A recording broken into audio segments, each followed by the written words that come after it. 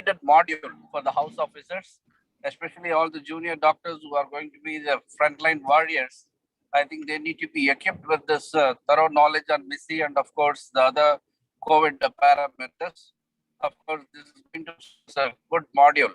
I congratulate Dr. Thangavelu sir for making it a beautiful way, and I think it is reaching masses. Of course, the nurses are very much benefited by our IAPTNSC program, nurses module, and this program is also going to be a success. And last Monday, we had a wonderful program for the CRRIs, government CRRIs, and going for having the college CRRIs. So I wish them happy learning.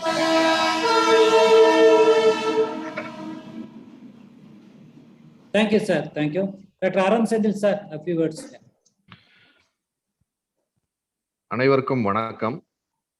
அகர முதல எழுத்தெல்லாம் ஆதி பகவன் முதற்றே உலகு.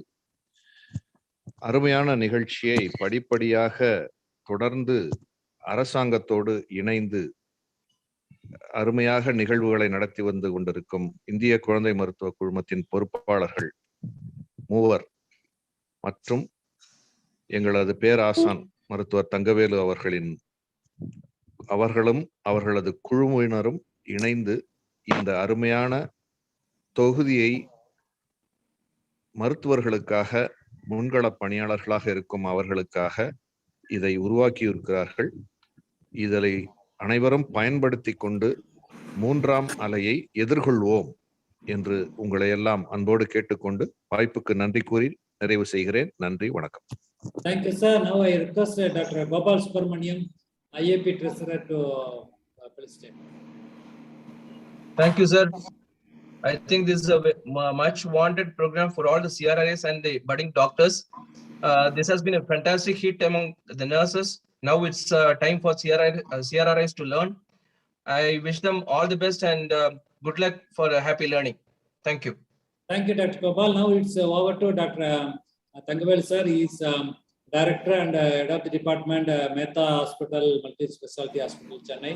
And he is HAPP editor, and he is written many chapters in books also, and he is published many articles, international and national also. He is a renowned international speaker. Now I welcome Dr. Thangavelu, sir. Yeah, please take over, sir. Thank you, Dr. Rajendran. Dear CRRI, good afternoon. On behalf of all the IAP TNS office bearers, Dr. Ismail, Dr. Rajendran, Dr. Gopal, Aram Chandil, Dr. Ramesh Babu, the moderators, Dr. Balashankar, Balaji, Puvarhi, and Dr. Janani, speakers, Dr. Sridevi, Karthik Narayanan, Srinivasan, Nedilar Sidral, learned senior pediatricians. On behalf of all of them, I welcome you all the CRRIs for this academic session. I'm very comfortable to address you as house officers because you are the medical officers in charge of the whole ward or emergency department, any department wherever you are posted 24/7. Because you have the physical and mental stamina and enthusiasm inherent in you. That is why the father of modern medicine, who is the father of modern medicine? William Osler. He created the concept of residency and 24 hours duty. You will have the opportunity to understand the problems of the patient at all the times of the day, have an occasion to learn the trend of the disease. The whole country witnessed your contribution during the COVID crisis. Your work and commitment is remarkable, and everybody, both from the profession as well as the community, is grateful to your wonderful work. There were many achievers who were young like you. To name a few, Banting and Best, they were very young doctors. Just residents discovered insulin exactly about 100 years ago and got Nobel Prize. It's a boom for diabetic patients. You heard of other pair, Thomas Latta and O. Shanasi. There are another two young residents from Edinburgh who discovered the normal insulin bolus usage in 1832, and still it is saving thousands of people are saved from shock. There are many doctors. I remember many great Indian doctors. Dr. Muthulakshmi Reddy, first woman graduate of Madras Medical College in 1912. She emerged as a great parliamentarian, social reformer, and she is responsible for the creation of Cancer Institute along with Dr. Shanta, another dedicated doctor. Dr. CRRI, freedom fighter, excellent physician, served as the CM of West Bengal. Still, you can see the painted portrait of Donovan, inventor of LD bodies, in the second floor of Government Raipeta Hospital, where he was a superintendent. Why I'm telling all these great doctors, take them as your role models. And again, another women doctor who was created at the CMC Vellore. They're all great people. So we have a lot of role models in front of you. You belong to an outstanding profession. You are young with excellent skills, wonderful learning ability and strength. Having in the mind, IAP TNSC functionaries, Dr. Ismail, Dr. Rajendran, Dr. Gopal, Dr. Chandil, Dr. Ramesh Babu, with the help of 50 learned pediatricians, they created a 4 teaching module on COVID-19, which is a dreaded disease of 21st century. This module, there are 4 modules. First module is overview of COVID. It tells about the general aspect of the COVID-19 disease. Second is triage and recognition of a sick child. This not only tells you about COVID, it also tells about any emergencies. Third is the clinical management after stabilization. And fourth module is prevention. There are 4 modules to be delivered to you by senior pediatricians. Knowledge is power. Knowledge, money, water, and blood are always to be in circulation for the benefit of the mankind. It is up to us to consume as much as possible. Let us serve the people who are really suffering because of illness. Service to mankind is service to God. So over to the house officers, please attend to this module that are very nicely prepared. Wonderful knowledge bank. You can gather a lot, and this will be useful for you to save many children and adults from the dreaded disease COVID. Thank you for the opportunity. Now I invite Dr. Balashankar, the moderator of the first module. Professor Balashankar is a professor of pediatrics from Madurai Medical College and is also director in charge of the Department of Pediatrics at Madurai Medical College. He received the Active Pediatrician Award from Indian Academy of Pediatrics. He's a very powerful teacher who was very frequently seen in most of the pediatric conferences. I had opportunity to work along with him as a postgraduate. And he is younger than me, about 10 years, but still I learned a lot from him because he was fresh from MBBS. I learned a lot of things from him. He's a mentor for many young pediatricians. So here we have Dr. Balashankar, who is going to moderate the first module. Over to Professor Balashankar. Good afternoon, one and all. I thank IAP Tamil Nadu and Dr. Thangavel sir for giving me this opportunity to be a moderator for this session on overview of COVID in children.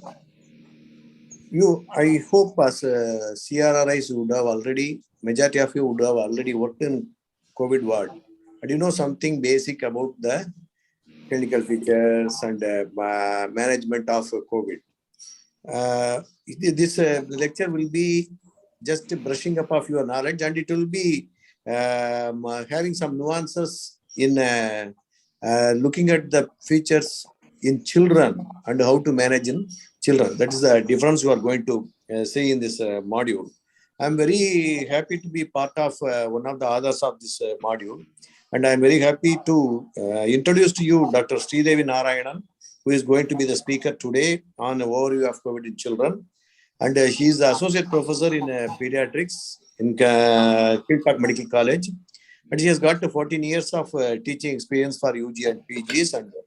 And as an extra qualification above us, I should accept that she is having a diploma in epidemiology, PG diploma in epidemiology degree. Okay. So she is an epidemiologist also, and she is well versed in research methodologies and all. And he is an editorial board member of IJPP at present. And I invite Dr. Sridevi Narayanan to give her lecture on overview of COVID in children. Welcome, madam. Thank you, sir. First of all, I would like to start with thanking the IAP TNSC for giving me the opportunity to interact with you all today. So, always talking to young mind keeps us fresh and keeps us active. So, we would love to talk to you. So, CRRIs, you are fresh from your undergraduation, you have completed all your basic core subjects and basic sciences and clinical sciences.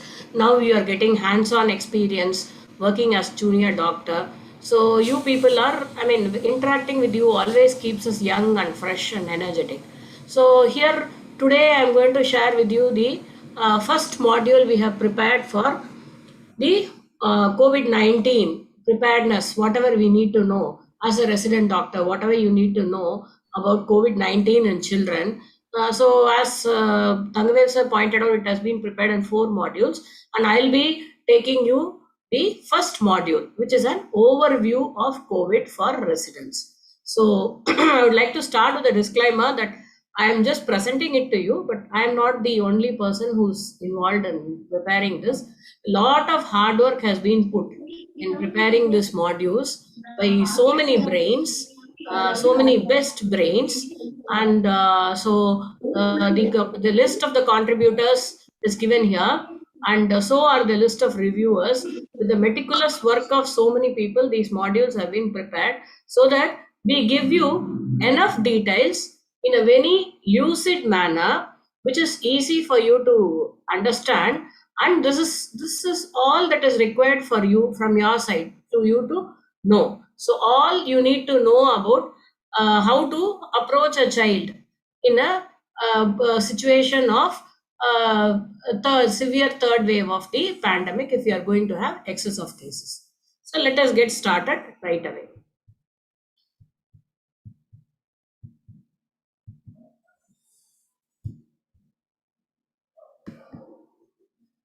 Okay, so for when you do any activity, you need to have a goal, you need to have an objective. So you need to know what you are supposed to do. So what are the learning objectives of this module?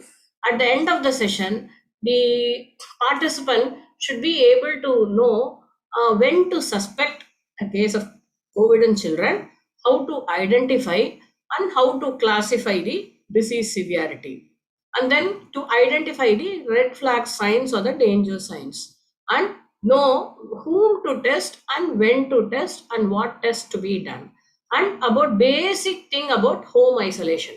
Though we mean to say something, see, as you all know, more than treating a child, reassuring a mother that the child is normal requires more expertise. Similarly, when you're going to advise home isolation of children, you need to advise them when to come back and what are all the things to be monitored. So whatever you need to know about home isolation will also be covered. So what is your role as a CRRI in this pandemic? First and foremost is triaging. So you all know what triaging is. Triaging is examining a child, examining a patient, clinical examining a patient, and classifying their disease severity, so that we need to know, we know how to prioritize our care. That is, you examine a child and come to a conclusion whether the child needs care in seconds, minutes, or hours. So that is basically triaging that anyone should know, not only in this pandemic. As a basic resident doctor, you should know to prioritize which patient to be attended to immediately or who can wait for a few minutes. So triaging a child is the first and foremost thing you should learn. Then the second thing is you will be involved in stabilizing sick children. This you may not do independently. You may get guidance and support from your pediatric faculty, but still you need to know the ABCs up to your perspective of what all should be done to stabilize a sick child. Then how to monitor a sick child. What are the parameters we should look at? Like respiratory rate, oxygen saturation. So what are all the parameters which have to be monitored in a sick child? Then you need to know definitely about oxygen delivery devices.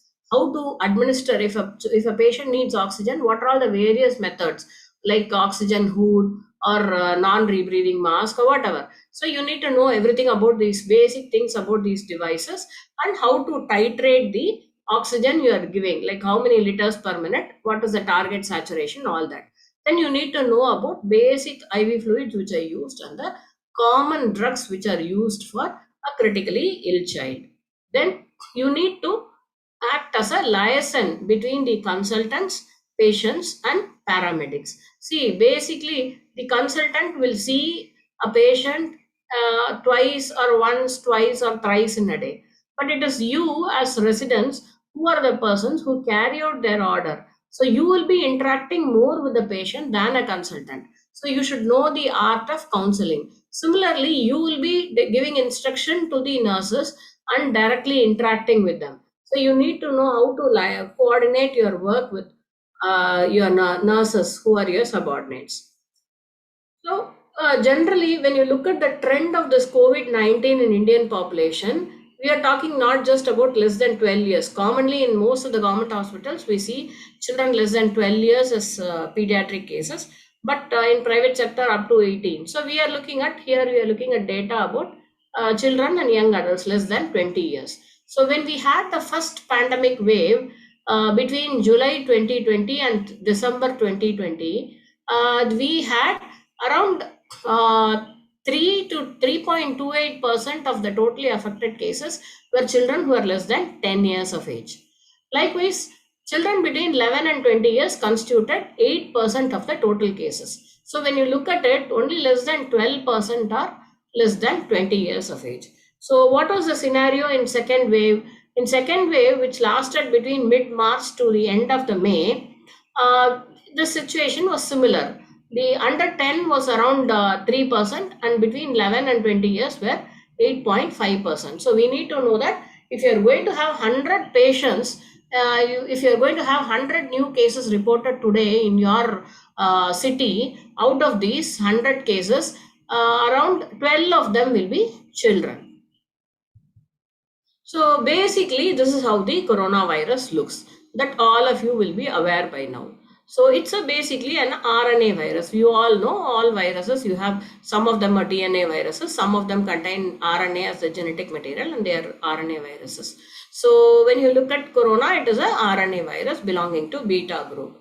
So it has a outer envelope, and in that envelope are your spike proteins, which look like spikes hanging out from your balls, and inside the envelope you have the genetic material, that is your RNA. So this is the basic structure of corona. So what is the pathogenicity? It affects the respiratory tract, and in respiratory tract it can cause spectrum of illness from minor common cold causing which results in rhinorrhea, just nasal discharge, to severe respiratory illness which causes pneumonia, ARDS, respiratory failure. So the spectrum can vary from even asymptomatic to simple cold to severe lower respiratory infection. So coronaviruses, as I said, they are basically RNA viruses. They belong to the beta coronavirus group. The range of disease is from simple URI to severe LRI. So this has been labeled as COVID-19 by WHO. You have lot of variants, alpha variant, beta variant, gamma and delta variants. So when you look at the pathogenesis of the disease, you need to know that everybody doesn't react to the virus in the similar way. Some of them are, at one end you have people who are asymptomatic. They don't even have minor nasal discharge also. They are entirely asymptomatic, no fever, no nasal discharge. On the other end of the spectrum, you have people who are in a very moribund state. So why does this happen? So when you look at what happens inside the body, if the patient is going to have a mild disease, the viral load, you two graphs are shown. The first one is the pathogenesis in a normal infection, and second one is in severe disease including MIS-C. So in first one, what happens is the blue line is the viral load. So the viral load is not very high. It's only a less intensity, and the clearance time, the time taken for the virus to clear from the system is also very fast. The peak is also smaller, the duration is also smaller, because this virus is acted upon by the chemokines, which are not pronounced. This chemokine response, cytotoxic response, is not pronounced. So this is also, the peak is also it's a very small peak, and it happens, this also clears. By the time the virus clears, the chemokines also clear, and you have the development of antibody, and this is your interferon response. Whereas in a severe disease, the virus load is also, the intensity is also more, the duration is also more. So the time taken for the viral clearance is more. Second thing is, you have a delayed interferon response and you have a high inflammatory markers. So your inflammatory cytokines, that is the red line, see, it is very high. Your virus takes a long time to clear, and your inflammatory cytokines are also very high, and these are the ones which are responsible for the manifestations. So you have the severe form of illness including MIS-C. This is what happens. So when you have this, you all know that everybody doesn't react in the same way, and there are certain risk factors which places a person under risk for progression to severe disease. So what are these risk factors? Generally, this is I'm talking about COVID in general, not in pediatric. So the older age, the new person having neutrophilia, organ and coagulation dysfunction, those with higher LDH and D dimer are the ones who are prone for development of ARDS and disease progression. So what happens here is, as we already discussed, there is delayed or suppressed type 1 interferon response during the initial infection. The viremia is prolonged, the intensity is also more, the interferon response is delayed. So what happens is this viral replication triggers a hyperinflammatory response. So you have influx of your neutrophils, other inflammatory monocytes, macrophages, and you have lot of cytokines, and these cause the damage. So how does this disease spread? This is, I mean, all of you are aware of it. The most common mode of spread is aerosol. Even in aerosol, the most common mode of spread is coughing and sneezing. So these coughing and sneezing produces very small particles. It is around 2 microns. When you cough or sneeze, this microns travel for particles travel for a very long distance, even up to 2 meters from a person.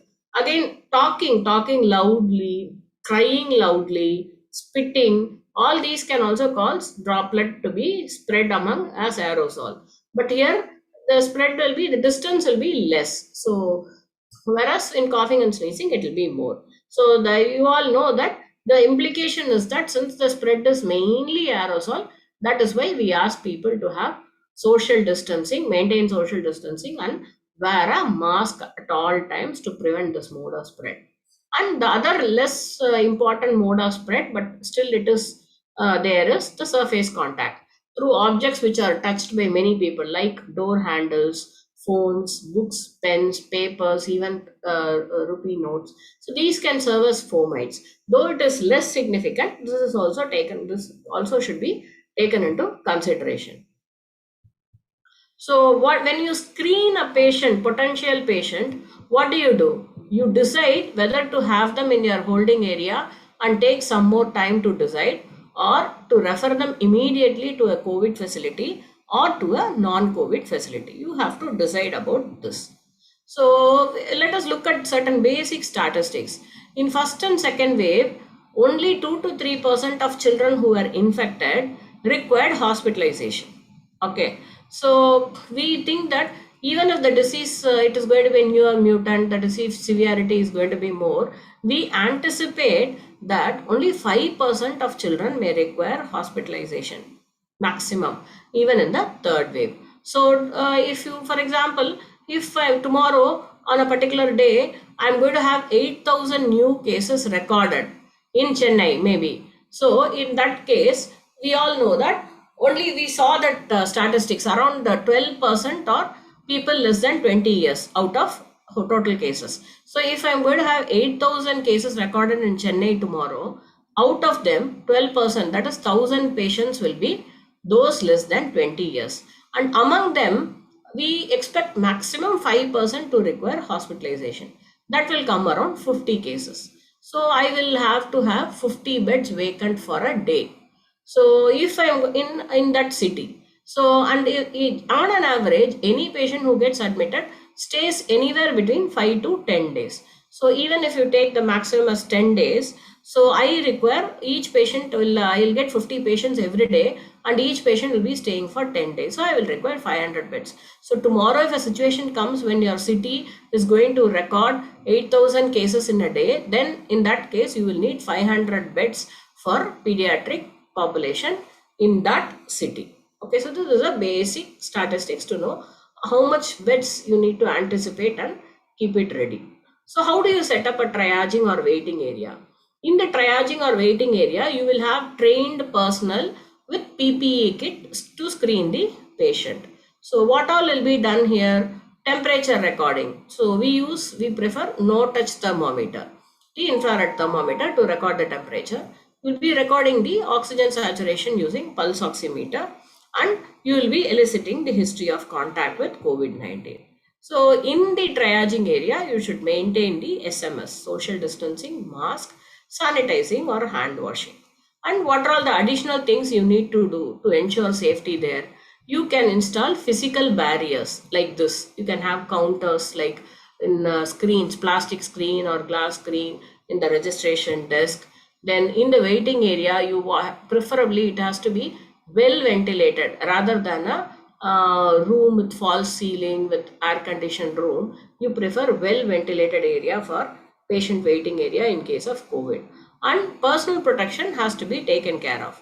Mask is a must for everyone, and including the patients, and PPE kit should be owned by the healthcare workers. So even for children, any child more than 5 years should be taught to wear a mask. So when you need to know the clinical spectrum of COVID in children. The incubation period is on an average between 4 to 5 days, though it may range from 2 days to 2 weeks.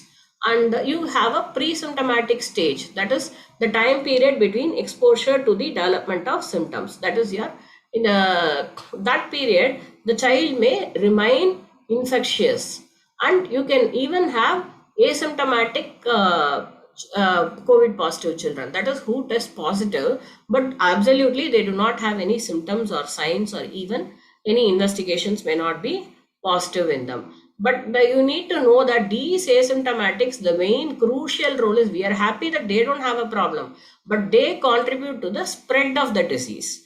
Since you not have identified that they have a disease, the social distancing, all these things may not be practiced, and they are more prone to spread the illness to others. So the classic manifestation is fever, cough, cold, sore throat, shortness of breath, and generally it is indistinguishable from any other viral illness like adenovirus or whatever.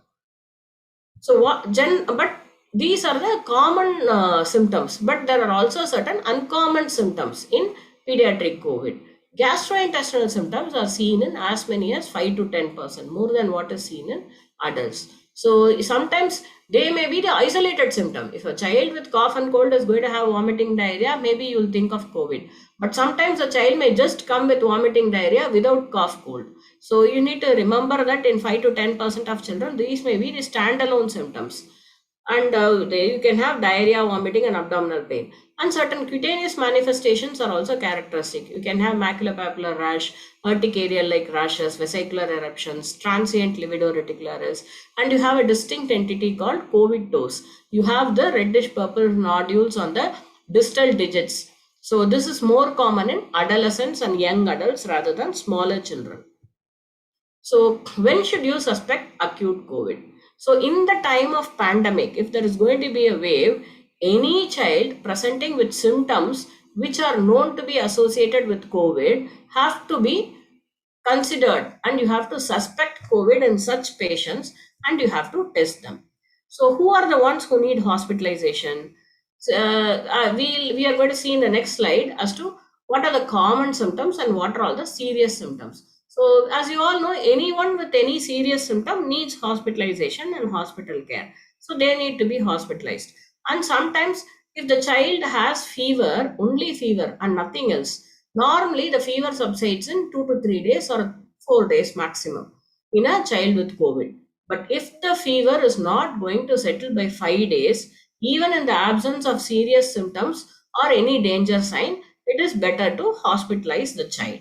And then you also hospitalize any child with fever beyond 3 days with any skin rash or conjunctival suffusion, because you need to rule out MIS-C in such children. You cannot just brush it off saying it's an ordinary fever, and you have to give the due care. So as I said, now we need to know what are all the common symptoms, what are all the serious symptoms. So the common symptoms are fever, running nose, cough, sore throat, body ache, headache, malaise, that is a feeling of unwellness, vomiting, loose stools, abdominal pain, and bigger children can report loss of taste and smell sensation.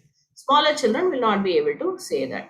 And what are all the serious symptoms which are of concern? Fast breathing, that is the most important serious symptom which you need to pick up and observe. Then hands and feet becoming cold, it's a sign of shock. and they can present with this symptom. And decreased urine output. Again, this is a symptom of shock, very important symptom of shock. It is something like you are measuring your urine output is exact measurement of your renal perfusion. So in any child, this is a very important clinical thing with which we monitor the tissue perfusion, this urine output. So you need to carefully ask for the urine output and monitor it. And if the child is going to be sleepy or less active than normal, or if the child is unconscious or having seizures, these are all serious symptoms. As you all know, any child with serious symptom, not only in COVID, in any illness, the child is going to have any of these symptoms, serious symptoms, then the child needs immediate attention, immediate admission, and immediate treatment. Whereas these, the other, on the other end of the spectrum, you have the common symptoms. So we also need to know who are all the high risk groups, meaning even if it is going to be a normal cough cold, if it is going to happen in certain high risk groups, they are more prone to develop complications. In adults, you should be knowing that diabetic, hypertensive, those with coronary artery disease, obese people, these are all the high risk groups. Similarly, who are the high risk groups in pediatric population? Those with neurological impairment, including your CP children or any other neurological illness children, then all genetic syndromes, including Downs, Turner's. So if the child is going to have a underlying genetic syndrome, they are a high risk group. Then if the child is going to be immunocompromised, it can be a primary immunodeficiency disorder, or the child may be on any immunosuppressant drug like steroid for nephrotic syndrome or anti-cancer drugs. They are also high risk groups. Then children with chronic kidney disease, chronic liver disease, malnutrition. This is a very, very important risk factor. Any child with malnutrition, if the child is going to develop fever and COVID illness, these children are better hospitalized and given proper care. And other end of malnutrition, that is obesity. Both malnutrition means both undernutrition and obesity. So both undernutrition children are also prone for complications as well as your obese children. Then children with congenital heart disease, chronic lung disease, asthmatics, those with diabetes, type 1 diabetes, then sickle cell disease. So these children are high risk groups, and even if you're going to have a mild illness in this high risk group, better to hospitalize and treat them rather than giving them domiciliary care. So which are the tests you do to find out COVID-19 in children? So the preferred test, the gold standard test, your RT-PCR. So that is what you need to do to confirm COVID-19. But there are other methods. You have CB-NAT, which gives faster results in less than an hour. That can be done. Or you have a rapid antigen test, in which your results will be available in even lesser time, half an hour. But the issue here is it doesn't pick up all the cases. So if your rapid antigen test is positive, then you can be sure that it is COVID illness. But if it is negative, you cannot be sure there is no COVID illness. So you maybe you do a RAT. If it is positive, you treat the child like COVID. If it is negative, you do a RT-PCR. The main advantage of rapid antigen test is in smaller institutions where you don't have the setup to do RT-PCR, maybe you can do the rapid antigen test. And what about the serological test? That is your COVID antibody test. This is done when you diagnose MIS-C, multi-system inflammatory syndrome in children, which we'll be talking about later. And what about CT test, which is commonly done in adults? In adults, what we do both, if a person comes with respiratory symptoms, both the RT-PCR is done, and even if RT-PCR is negative, but the patient is having COVID-like symptoms, then next thing they do is they do a CT test, they assign a CT score and treat the patient. It is not so for pediatric population. CT test is not routinely indicated. Only in very rare instances CT is indicated. So almost you can take it that it is not of much use. So whom do you test? So close contact with any lab confirmed infected person, like if the mother is positive, father is positive, somebody at home is positive, you may have to test the child. And any child with COVID-like symptom presenting during the pandemic wave, you need to test. And if you are going to do any procedure or surgery for the child, if the hospital policy is that you will do it and then you will decide on which theater to do the procedure, then you need to do it. And what is the specimen you test with? You do both the nasopharyngeal as well as oropharyngeal swab. So when to suspect COVID-19? In the times of pandemic, we said any children, this I am reiterating again, any child who presents with symptoms which are consistent with COVID, you have to suspect COVID. And when to hospitalize? Again, I am reiterating, anyone with serious symptoms, anyone whose fever has not subsided within 5 days, and any child with fever beyond 3 days with rash or conjunctival suffusion.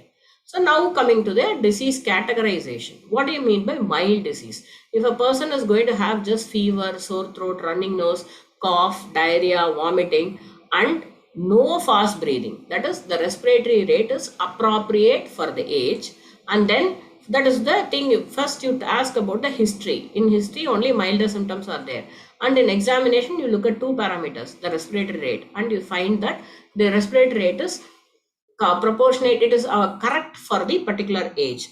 Then you measure the oxygen saturation. If it is going to be at or above 94 again, then it means that the child is normal, clinically normal. So these children are categorized as mild illness. And what do you do with children who have mild illness?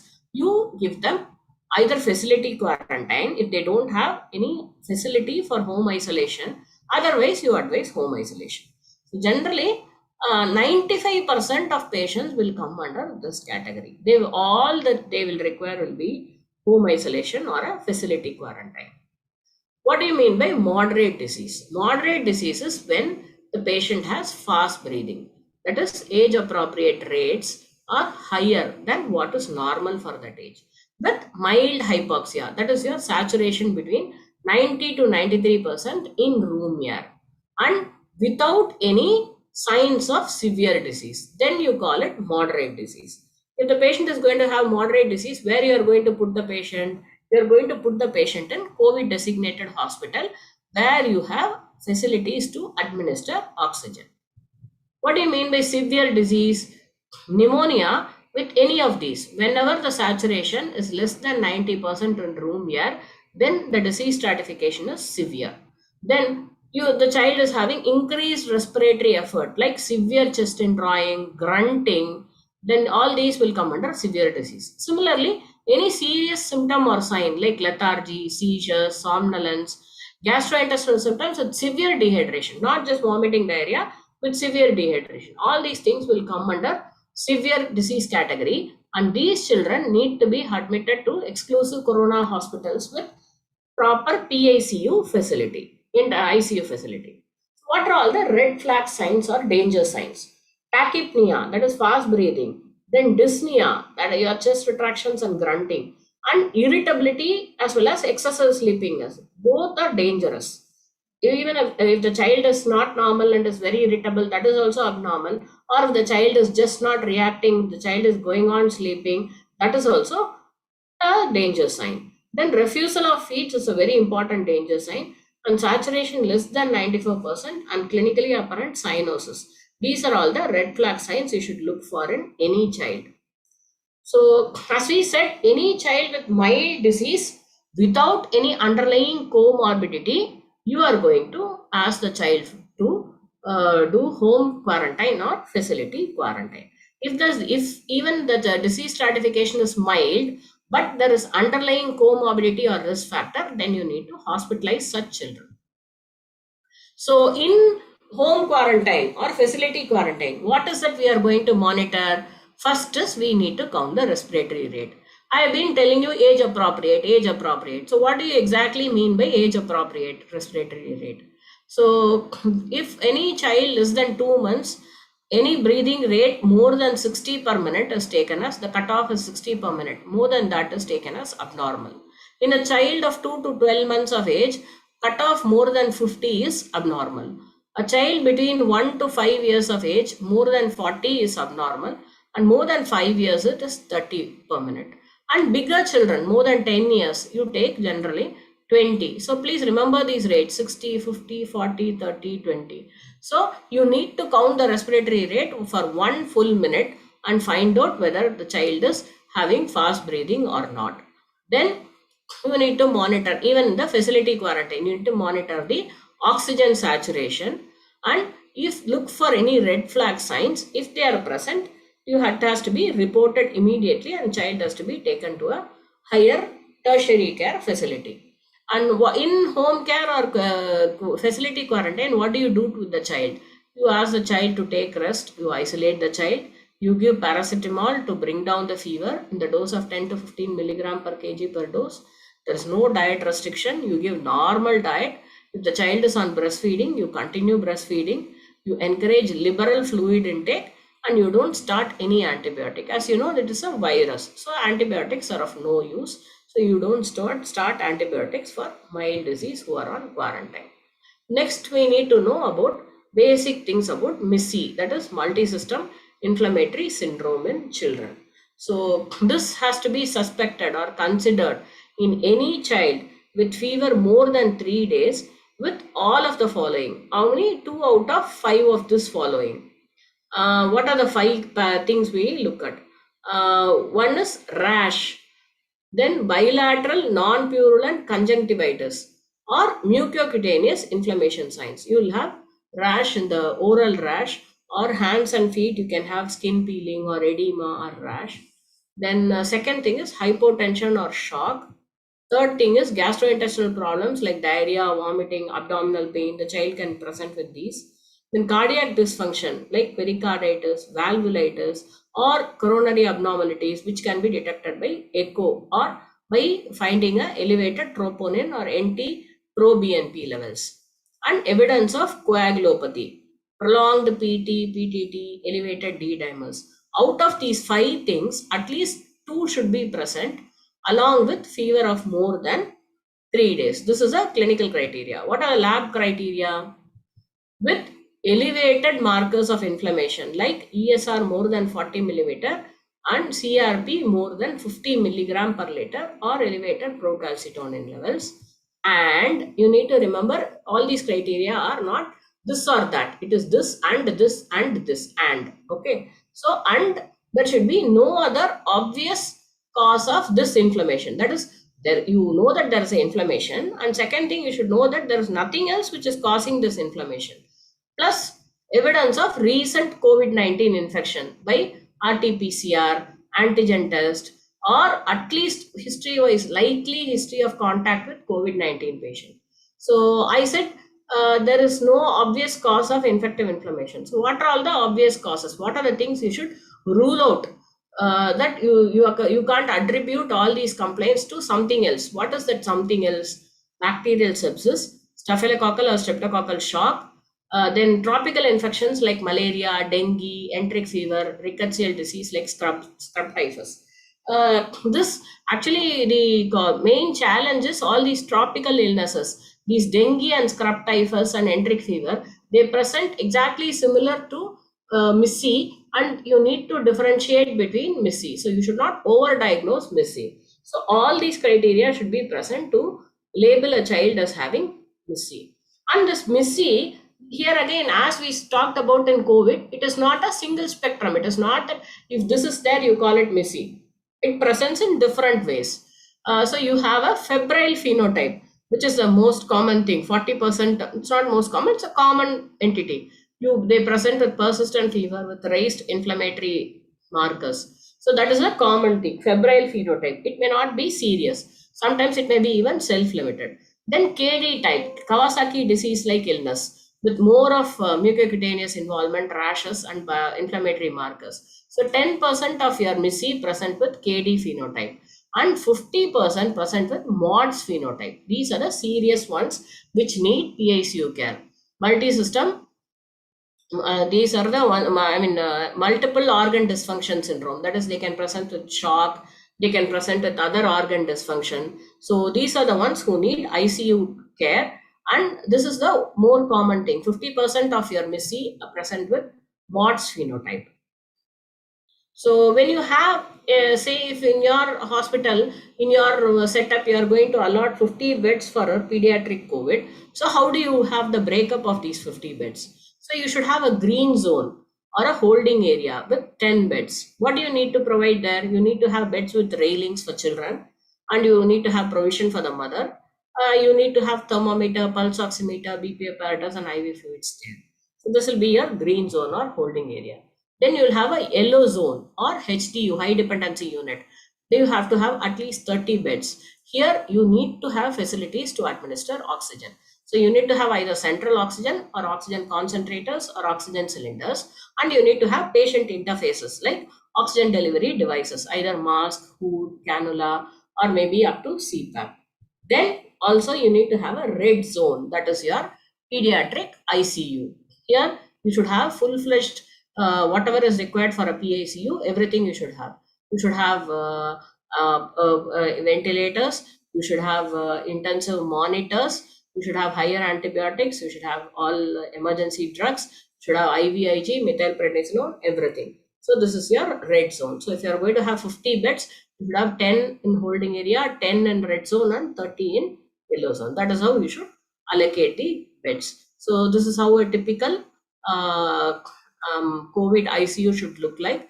Adequate space between the beds and with all monitors and all facilities to accommodate very sick children.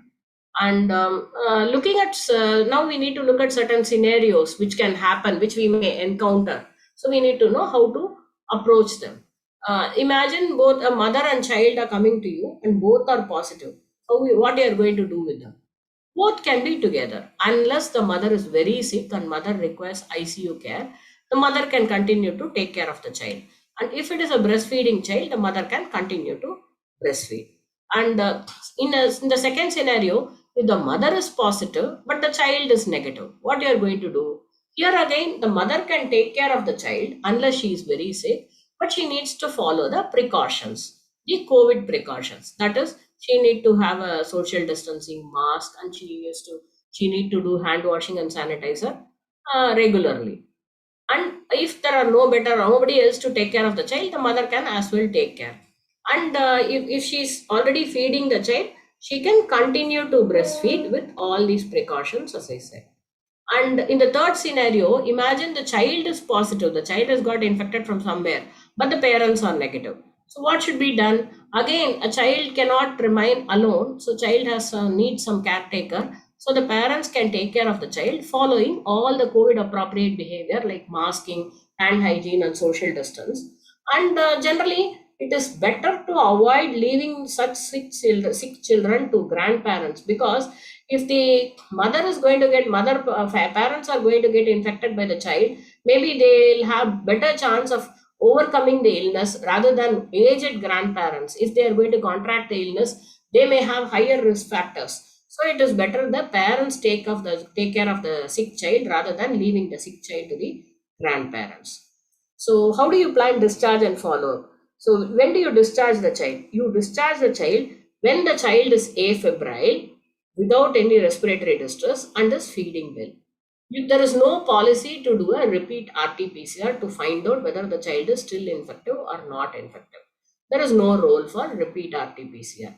So whenever the child is, we saw what is the admission criteria. So only sick children are going to be admitted. And those sick children, when they become clinically normal, they can be discharged. And if the child is a case of MIS-C, multisystem inflammatory syndrome, you do a repeat inflammatory markers. And once the inflammatory markers have a coming down trend, then you discharge. You have to repeat the inflammatory definitely repeat them in case of MIS-C. How do you follow up these children? Once after discharge, you ask them to come after 1 week and then after 2 weeks. Why do you want them to come back? You want to look for signs of MIS-C. If you have a child with MIS-C, how do you follow them up?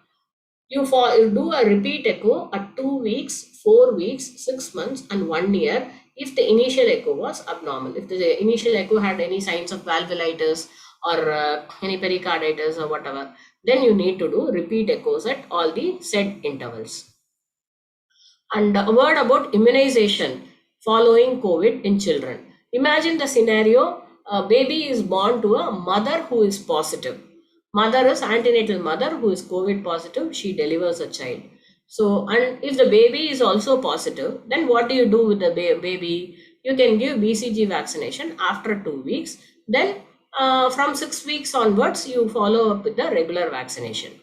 But if the mother is positive, but you do COVID for the baby is negative. What do you do with the baby? You follow the regular schedule. Once you get the result, as soon as possible, you don't have to wait for 2 weeks to give BCG. You can give it ASAP immediately and follow the regular schedule. And if any other, and this is about the infants, newborns born to COVID positive mothers. Otherwise, in other children, imagine a 5-year-old child is going to, who needs a booster, is going to have COVID illness. During the course of the illness, when the child is admitted here, you find out that the child has not received the 5-year booster. So when should you give the booster? You should give it to any time after 2 weeks after the infection. After recovery, you ask them to come for a review after 2 weeks and give the due dose, whatever is the due dose by that time. In case of MIS-C, you have to follow certain norms. There it is different from acute COVID. If you had treated MIS-C with steroid, then depending on the steroid use, depending on the disease severity, MODS or mild febrile type, you have either high dose steroid or low dose steroid. So depending on the dose of the steroid used, you can give the vaccination 2 to 4 weeks later. Okay. And if you had used IVIG for the disease, then you have to give a 11 months gap for any live virus vaccine like OPV, MMR, varicella. You need to give so much gap to give. So that has to be noted down. So you don't give routine vaccination for such children. So what are all the take-home message of this module? You should know when to suspect COVID, how to identify COVID, and how to classify the disease severity. Please remember, 90 to 95% of children with COVID are either asymptomatic or they have very mild illness requiring only home care. And if there is any red flag sign or danger signs, you have to refer to the health facility immediately, and you should never miss a MIS-C. So I thank you all for patient listening. I would just like to end with this quote by Abdul Kalam. Doing the right thing at the right time is very important. So he says, race cannot be won by accelerating in top gear, but it can be won by changing the gear at the right time. So timely decisions are very important in life, and they help you win the race of life. So thank you all. Thank you for the patient listening, and thank you to IAP TNSC for the opportunity. Thank you. Thank you, Dr. Sridevi, for your elaborate discussion on overview of COVID in children. I hope all the CRRIs by this time would have known what are the common clinical manifestations, how to identify COVID in child and everything. And I want to reiterate once again that majority of the COVID infection in children is mild. Fortunately mild. One good thing I can say about COVID is it has been kind on children. That's what I can say. So 90 to 95% of the children are asymptomatic or only mild symptomatic. Please remember that. And majority of them will require only home isolation. Even if you are going to send it to a facility, please remember you can send it to a facility, but one attender has to be there with the child to take care of the child. So only if the child is affected, home isolation will be sufficient. Okay, right. So when you advise for home isolation, please do not forget to teach the mothers what are the things she has to see in the home. Teach them how to record the temperature. See them how to count the respiratory rate for 1 minute patiently. Because this tachypnea is the only cutoff by which you make out whether it is a mild disease or moderate or severe disease. Okay, so the mother should know how to count the respiratory rate and see whether the child is taking feeds adequately, whether the child is voiding urine adequately, whether the child is feeling warm always or peripheries are cold. And if the fever goes beyond 5 days, or if the child develops any features of MIS-C, then you bring back the child. This is the instruction we have to give clearly. And only drug that is being accepted in the children with mild diseases, paracetamol, and plenty of oral feeds and continue breastfeeding. This is the instruction we are going to give. Because no other drug like favipiravir or anything is given in the children. Okay, so paracetamol is the only drug with adequate fluids and monitoring of the signs which I told. That is what it is going to be done in the house. And coming to MIS-C, please, all of you should know what is multi-system inflammatory in children, MIS-C. You please register in your mind the clinical picture of a MIS-C. Once again, I will tell that it is not a common complication of MIS-C. It is not a disease which occurs along with swab positivity. It occurs after some time. That is about 4 weeks or 6 weeks after COVID infection, it occurs. And once again, not all the children who have this COVID develop MIS-C. Only a very, very small percentage, fortunately, develop MIS-C. But the problem is, MIS-C is not a that good disease. Like your COVID infection in children, and it is a serious disease. And all of you should know the clinical features of MIS-C, as told by Dr. Sridevi. Please imagine a child with fever of more than 3 days duration, with red eyes. When I say red eyes need not always be there because it's a transient one. Child might, mother, you ask the mother if the child had red eyes 1 or 2 days earlier. She may tell, sir, even if then it is significant. Then a rash over the body, cervical lymphadenopathy, red cracked lips, edema over the hands and feet, red palms and sores. These are all features of MIS-C. You register in your mind these features. And if you see children with these features, please suspect MIS-C. And all the children with MIS-C require admission. Remember that. No home isolation, nothing. All of them require, because it is known for its complications like coronary aneurysm, myocarditis, myocarditis failure, shock, multi-organ dysfunction and all. So you should all know the clinical features of MIS-C and identify it early. And if you suspect, even on slightest suspicion of MIS-C, please refer it to a district or a medical college hospital where there is facility for giving IVIG, methylprednisolone and all those things. That's what I wanted to add. Thank you, Dr. Sridevi. Thank you very much. Thank you, IAP. I will join if there are any doubts at the end of the session. Thank you. Thank you, Professor Balashankar and Professor Sridevi, for a very nice exposition of the first module, overview of COVID-19. Before inviting the first moderator, Dr. Balaji, I just want to remember 2 persons, David Marley and Kawasaki. These are the 2 great pediatricians. Of course, Kawasaki was not a pediatrician, great physicians who did wonderful discoveries sitting in a peripheral town. I can equate Balaji, Professor Balaji, to equate with Dr. Kawasaki and David Marley. David Marley is the father of growth charts. He produced a growth charts, invented the growth charts when he was working in a small town called Imesi in Nigeria. 8,000 population. Now the growth chart is made in the whole world. Kawasaki, in a very small town in Japan, he found out a cluster of children present in the like infantile polyartitis nodosa like features. Like that, our Professor Balaji is doing a wonderful job. He's associate professor of pediatrics from Government Dharmaburi Medical College Hospital. His field of interest is pediatric and neonatal emergency and critical care, tropical fevers, envenomation, and poisoning. He's a state-level PRAME trainer. PRAME means a pediatric resuscitation emergency medicine, which has been created by Dr. Indumati Sandhanam and Dr. Vijay Kumar. Now it is a leading emergency care team in the districts. He's one of the trainer for PRAME. He received his MD, I think he did in Madurai Medical College, I think. Yes, sir. Yes, among sir. His thesis got the first prize all over India competition from All India Institute of Medical Sciences. And then he received all the 3 prominent awards of IAP Tamil Nadu chapter. PBR Award, VRS Award, and KK Award, and at various pedicons. He also received Active Pediatrician Award. He also received an award from the government of Tamil Nadu.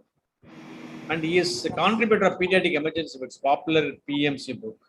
And recently, he, along with Professor Indumati Sandhanam, published an article, wonderful article in Lancet. It's amazing amount of work. He is highly skilled, very sincere. Many a time he used to discuss with me in the middle of the night about a child in Government Dharmaburi Medical College. Highly skilled, highly knowledgeable, good speaker, hardworking. And I'm just telling why so much of this thing is, I request the CRRI to take an example. He's in a peripheral town like Dharmaburi is supposed to be a backward district. I don't know that I'm using a right word, but still you have a star from here. So you can do wonderful things even sitting in a remote corner of this country. This is an example for CRRIs.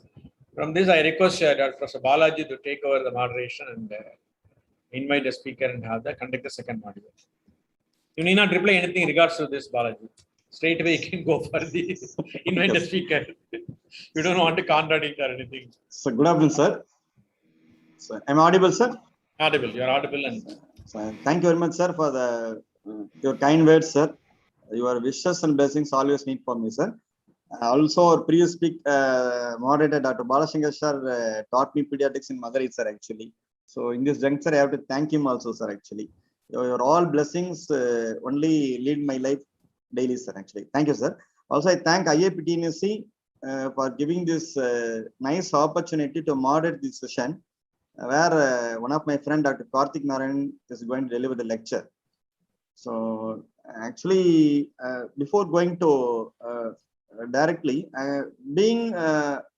first of all, I invite all the CRRIs and I thank all the CRRIs for giving us the nice opportunity to mingle with you and to coordinate with you to deliver some important aspects about the COVID, and which was very helpful to you in day-to-day life.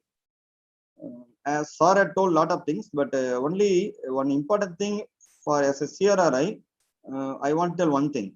Actually, after finishing 4.5 years of your MBBS course, you are doing 1 year of CRRI. During this period of 1 year, you are doing a lot of work. You are giving a lot of injections, a lot of IV, you are giving blood transfusion to the patient, you are doing a lot of investigations. So you are having very good opportunity to view and learn a lot of things in all medical college hospitals. But what is the one important thing is, in medical college hospital, when you are all working there, you will be supported by, you will guided by your either your postgraduates, your assistant professors, your associate, and PR professors or HOD. There is a team. There is a huge team behind you to support you, to teach you everything. But after finishing your CRRI, you have to go work in the either PSC or in your private clinic or somewhere. You have to you have to take decision, you have to treat, you have to take the treatment, decide about the treatment, everything as your own. But when there is no other people to help you, either the sick case you are receiving, either treatment is going on wrong, or you are and the child, you are receiving a very sick case, the case was suddenly collapsed, there will be huge mob will be coming here. Nowadays, there are a lot of attacks against doctors happening everywhere.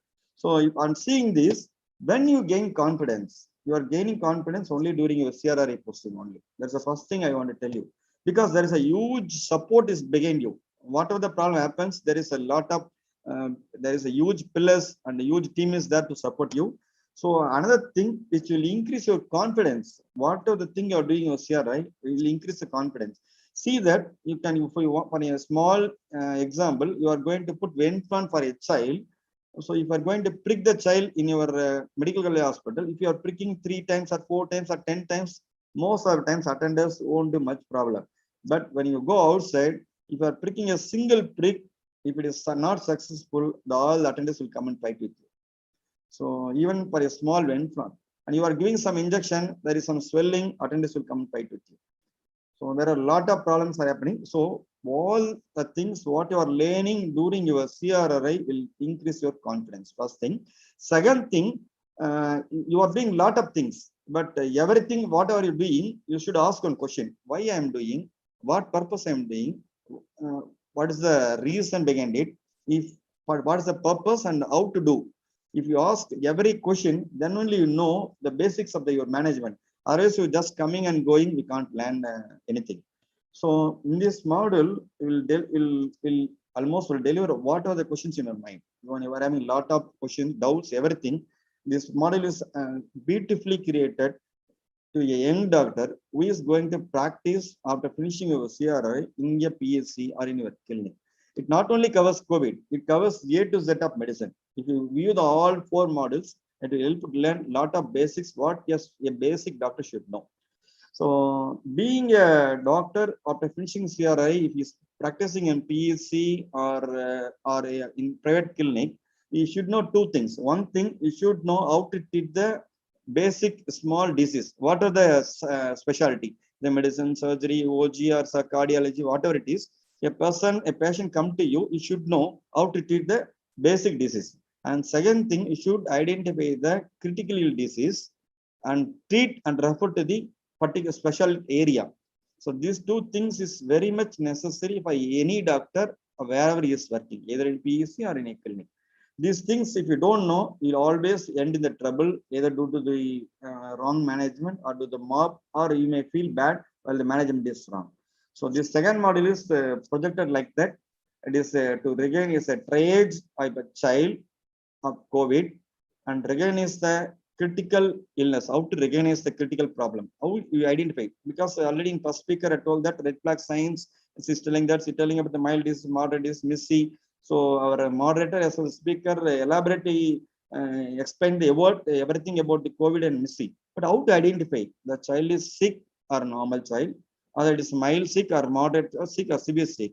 Because actually in COVID second wave, there are a lot of deaths that happened. It's mainly because in this COVID, everybody became doctor. All public think that they are doctor, and we say, Balaji, looking at the Balaji, yes, sir, sorry to intervene. Yes, sir. I think probably end of the talk, you will have 10-minute session for. Yes, sir. Yes, sir. Yes, sir. Yes, sir. Yes, sir. Probably Okay, sir. we might be running short of time, so you can invite Karthik. Yes, sir. Sorry, sir. So mainly, many people doesn't recognize the serious illness. That's why a lot of mortality happened in the COVID. Even it's quite common in dengue also. Here, our my friend Dr. Karthik Narayanan, he came here to deliver a talk regarding triaging the child and how to recognize the critical illness and how to manage. He is after finishing MD, he has finished DM critical care in PGH Chandigarh. So he's a very senior consultant, Rainbow Children Hospital at Chennai. He had received the Best Research Award from the International CML Federation, also the Best Research Award from the World Federation of the Intensive and Critical Care Society. So his field of interest is all septic shock and all emergencies. He is one of the very busiest and very well-known intensivist of Tamil Nadu. So I am very happy to moderate this session. I welcome Dr. Karthik. Over to Karthik.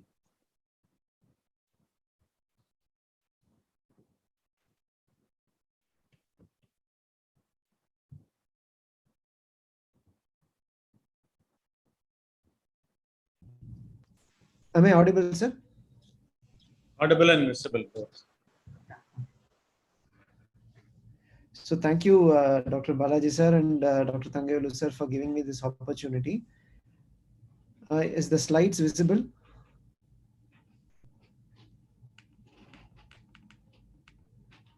Are the slides visible, sir?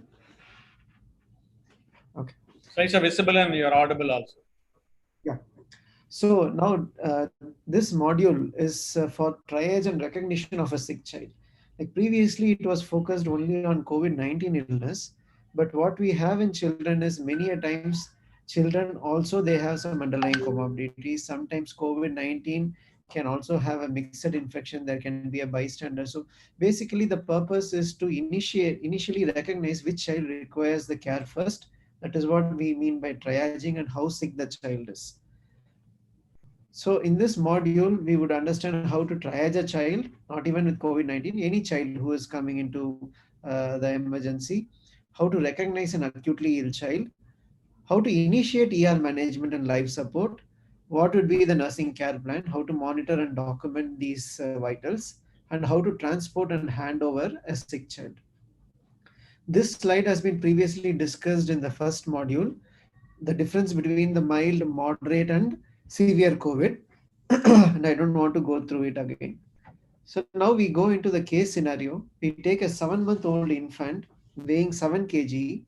This child has history of fever, cough for 3 days, breathing difficulty, and refusal and of feeds for 1 day. So this is the routine history that most of the respiratory illness children with complications, they come to ER. So in the pediatric assessment triangle, so this assessment triangle, what we call as a PAT triangle, it is a means of rapid assessment of all the major organ system, meaning you have an appearance which says most about your central nervous system and your peripheral nervous system. Like it is both the cortical and the brainstem activity as well as the peripheral nervous system. And you have breathing, which says mostly about your respiratory system, and circulation, which says about your cardiovascular system. So these three major A, B, C, D, E combined together for a rapid assessment you use the pad triangle. So what are the components of appearance? How do you define appearance? So appearance, when you are evaluating a nervous system, there are three parts. One is the cortex, another is the brainstem, another is the peripheral nervous system. So for the cortical system, if there is any problem in the cerebral cortex, you will get it, or in the spinal system, you will get a change in tone. Change in tone meaning, like for example, if you get a child, usually what happens is an infant will be mildly hypertonic. Slowly as the child develops, the child loses its tone so that it can walk and it can slowly do other activities. So when you see an infant whose tone is less, like the hands and feet, they are very flaccid, so that is an abnormal tone. Or sometimes you can see an infant whose tone is too spastic, or they can posture, they can do a decorticate or a decelerate posture. These are all abnormal tones and abnormal postures. The interaction of a child, is the child alert? What, how do you define alert? If the child opens the eyes and fixes the gaze upon you, it means the child is alert. So if the child is opening the eyes, you are making a noise, child is turning towards the noise, fixing the gaze upon you, the child is fine, the cortex is fine.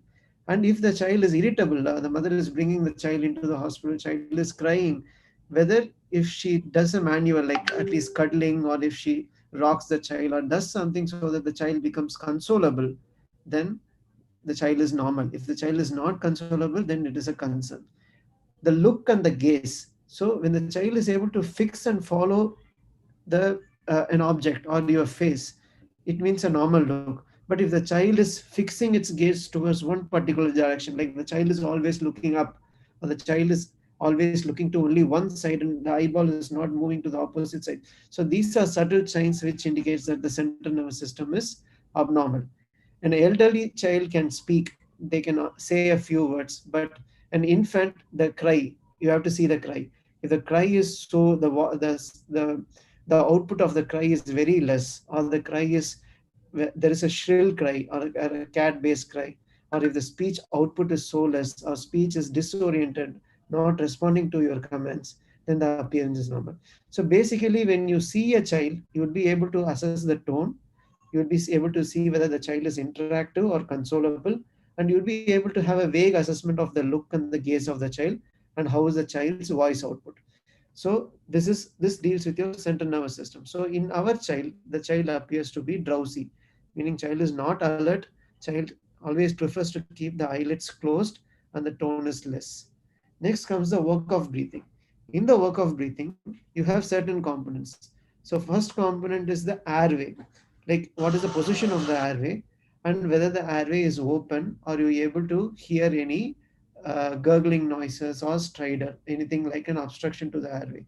Whether the child's position is placed appropriately, or sometimes even a neck flexion can cause an obstruction of airway. So first place the child in an appropriate position before assessing the work of breathing. Then look for respiratory rate. So respiratory rate is counted for a duration of 1 minute in a young child, because sometimes they can have periodic respirations and you have to count the respiratory rate for 1 minute. In elder child, like any child more than 5 years, you can count for 10 to 15 seconds and multiply accordingly. But in infants or up to even 5 years, it is better to count respiratory rate up to a minute. Then look at the sounds. If there is any audible sounds on breathing, what are the audible sounds that you can hear? One is a stridor. A stridor always indicates a major airway obstruction. Second is a wheeze. Sometimes wheeze can be audible and it is predominantly in expiratory. Sometimes if the obstruction is so severe, or if it is near the major airway, intrathoracic airway, you can have both inspiratory and expiratory wheeze. So these are the two sounds. And the third sound is what we call as grunt. So what is a grunt? Grunt is a mechanism by which the child tries to open the alveoli, like child is breathing against a resistance. So when child breathes against resistance, it produces a grunt sound, like like that.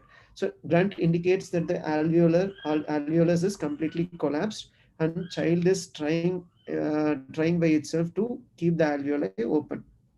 So grunting, stridor, wheeze, and grunt. And look for the work of breathing. Children work of breathing, you look one for nasal flaring, whether there is any nasal flaring. Second is intercostal retractions and subcostal retraction.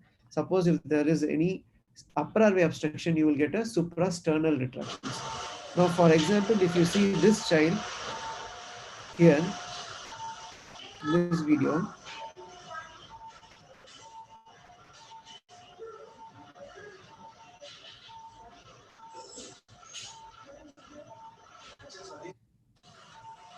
so you can see there is a retraction here. So this is called as a subcostal retraction. And you can see there is a nasal flaring. So there is a nasal flaring, there is a subcostal retraction, and this child also has a grunt. And this child, it means like the work of breathing is increased in this child. The next thing is circulation. So how will you assess the circulation? Basically, you will look for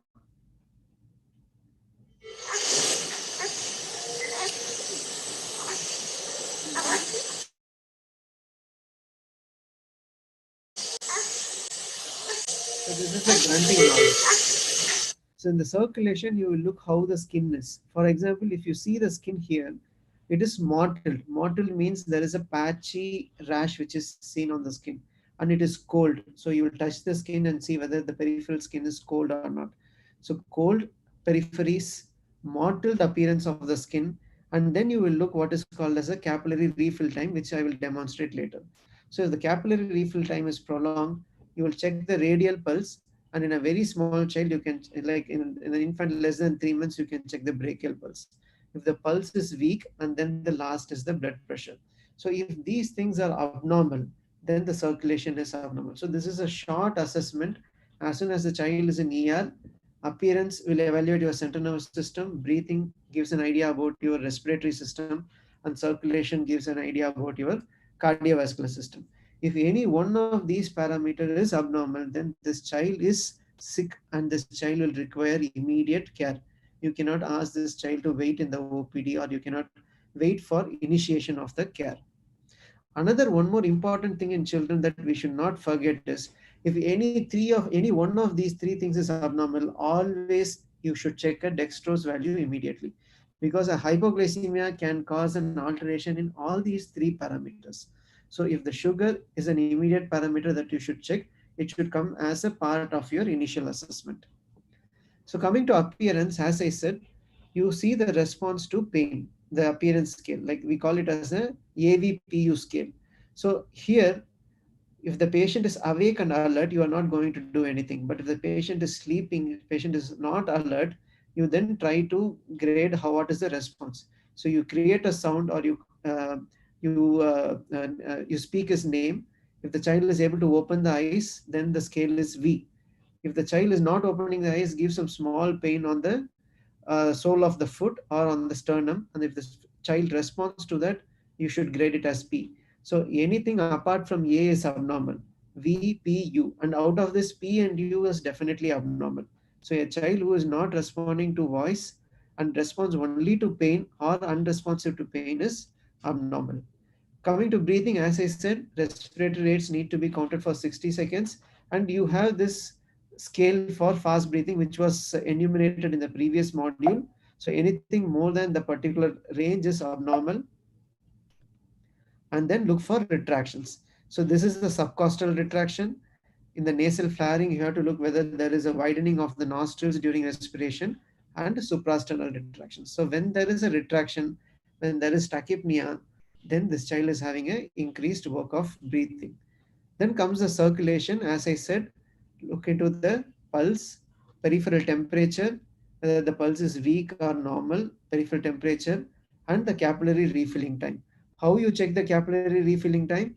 You just lift the limb above the level of heart. Using your thumb, press it for a duration of 5 seconds and then release, and see how there is a refill of the capillaries on the skin. So usually the normal capillary refilling time is less than 3 seconds. Any capillary refilling time of 3 or more than 3 seconds indicates that there is a poor peripheral perfusion. Hypotension in children is a late sign as in adult. So in a cardiac condition, hypertension can set in early, but children mostly it is a late sign. So initially we call it as a compensated shock when you find abnormality in the heart rate, the pulse, as well as the CRT. After all these things, only hypotension will set in. So how will you define hypotension? in a child if systolic blood pressure is less than 70 plus age into 2. Like for example, if the child is 2 years, the systolic blood pressure of 70 plus 2 into 2 is 4. So 70 plus 4, 74. So any blood pressure of systolic blood pressure of less than 74 in a child, you call this child as a hypotensive. The child is in hypotensive shock. Any child more than 10 years, less than 90 systolic blood pressure is regarded as hypotension. So what are the red flag signs in children? Severe chest indrawing. What do you mean by severe chest indrawing? It is the sternal retractions. When there is a sternal retraction, it means that there is a severe chest indrawing and a suprasternal retraction. So when these two are there, and when the child is grunting, then there is severe head nodding. It means like child is going towards respiratory failure. When there is excessive lethargy and convulsions, these are the red flag signs which should be immediately attended. So if the child is having any red flag sign, take to emergency resuscitation area and you have to start oxygen immediately. So when will you start oxygen immediately? First is any abnormality in appearance, breathing and circulation in your PAT triangle. And if the child is having red flag signs, you have to go and start, take to your ER resuscitation room and start oxygen immediately. So what all should be in your ER resuscitation room? You should have oxygen delivery devices. You should be having a bag and mask. You should have intravenous cannula and tape. Resuscitative fluids. Most commonly in children, we use either normal saline or ringer lactate for resuscitation. You should have these two. Dextrose should be there in children, either 25% or 10% dextrose. Drugs, emergency drugs like adrenaline. You should have nebulization medications like salbutamol.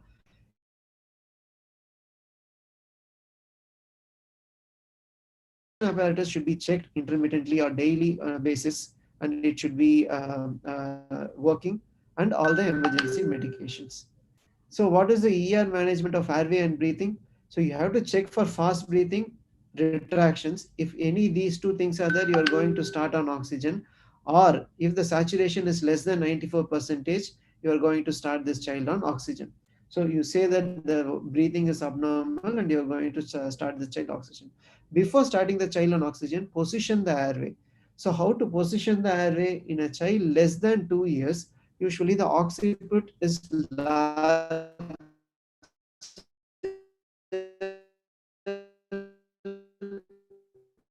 as compared to the trunk.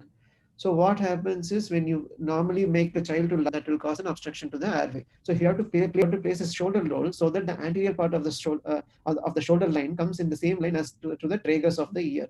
So this will be the normal position. In a small child between 1 to 5 years, up to 5 years also, you can achieve this by normally placing the child with a mild chin lift. You can achieve a normal airway. But in a child who is more than 5 years or a near adult, you have to place an occipital roll as you do it for an adult. Sometimes what happens, due to poor neurological thing, there can be a tongue fallback, which you have to do a small chin lift and head tilt maneuver. We call it as a head tilt and chin lift maneuver. Place your one hand on the forehead, mildly tilt the forehead, and place a finger on the maxilla, the tip of the maxilla, and mildly lift it. So it is a head tilt and a chin lift maneuver. Once you do this, the airway will be open. Look for any secretions and suction those secretions to open up the airway. Then you start oxygen.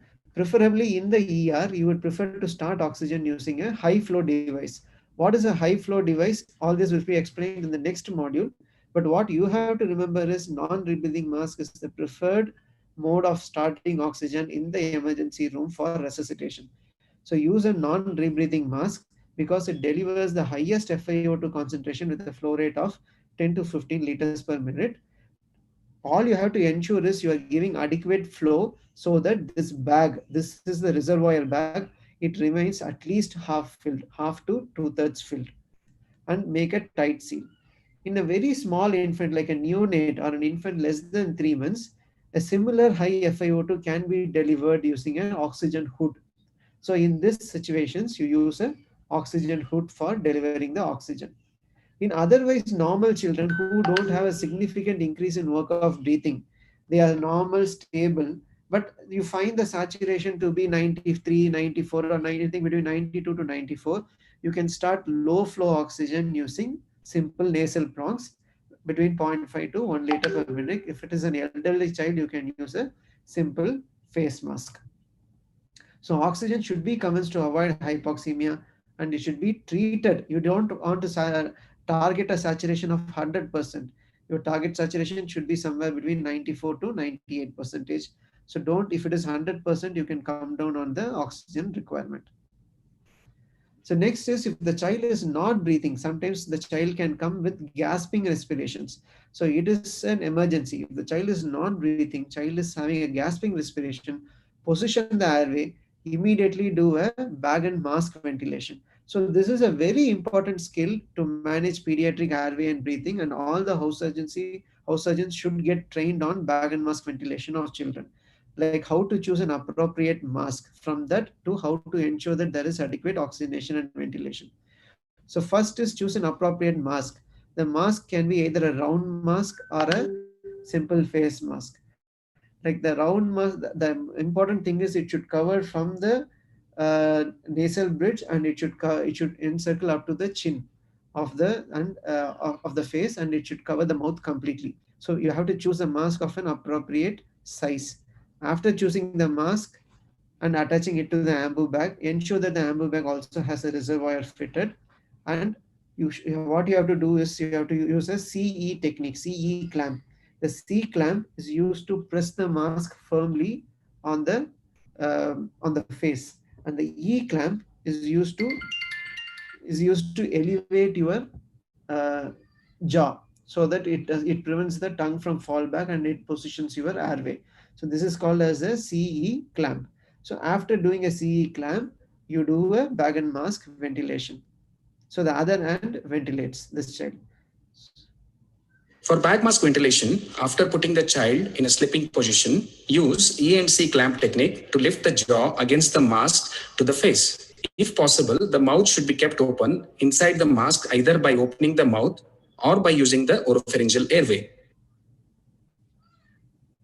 Use the other hand to deliver the breath, pressing the bag slowly over a second, avoiding hyperventilation. Do not put pressure on the soft tissue underneath the chin. While ventilating, check for the chest rise and feel for the child's lung compliance. So when you are ventilating, you should see for the chest rise. That is very important. If the chest is not rising, it means either your position is abnormal or there are still secretions which is causing obstruction to the airway. So again, you have to clear the secretion, position the airway, and do the bag and mask ventilation. Two rescuer bag mask ventilation technique provides more effective ventilation than single rescuer ventilation when there is a significant airway obstruction or poor lung compliance. One rescuer uses both hands to open up the airway and maintains the tight mask to the face, and the other rescuer compresses the bag. While administering the bag mask ventilation, monitor for the visible chest rise with each breath. Look for the worsening or improvement in the oxygen saturation and the vitals and the distal air entry. In case of inadequate ventilation, recheck the position and reopen the airway. Verify the mask size and the tight seal. Suction the airway wherever necessary. Check for oxygen source and the flow and the optimal functioning of the bag and the mask, and whenever necessary, decompress the stomach. So when you're doing a bag and mask ventilation for a prolonged duration, air can get accumulated in the stomach. At that point of time, you have to insert a nasogastric tube to decompress the stomach. So this is regarding breathing. The bag and mask technique is a very important technique. Usually the doctors should take the responsibility for airway and breathing whenever there is a child for resuscitation, and all CRRIs should get trained on workshops to perform this bag and mask technique adequately. Next comes the ER management of circulation. The most important thing in circulation is to ensure that there is an IV or an intraosseous access. So once you ensure that there is an IV or intraosseous access, the first blood spot is used to check the blood sugar. So check the blood sugar. If the blood sugar is less than 60 milligram per deciliter, immediately give 25% dextrose 2 ml per kg. Or suppose if you have only 10% dextrose with you, you can give 5 ml per kg. Many a times during resuscitation or cardiopulmonary arrest in children, the peripheral veins will be collapsed and you won't be able to find an IV line. So during such circumstances, intraosseous access needs to be thought and considered and should be immediately secured within a span of 5 minutes so that the resuscitation can be started. Side of tibia for intraosseous access in children. The method to secure the intraosseous access needs to be trained in workshop. So in short, if you have a child with shock and without respiratory distress, meaning work of breathing is normal, appearance, the child looks anxious because of poor perfusion, and your circulation, there is a poor perfusion. So what you have to do is immediately you have to start a crystalloid bolus. As I said before, bolus in children is either RL or normal saline. So 0.9% saline. So here you are going to give 10 to 20 ml per kg, but it has to be given slowly over a period of 20 minutes. Second is if the child is in shock along with the respiratory distress. So what if there is a respiratory distress? What is the change here? Here you are going to give a lesser volume of fluid, not 20 ml per kg, definitely not, but 10 ml per kg. Again, you're going to give it cautiously and slowly over 30 to 60 minutes.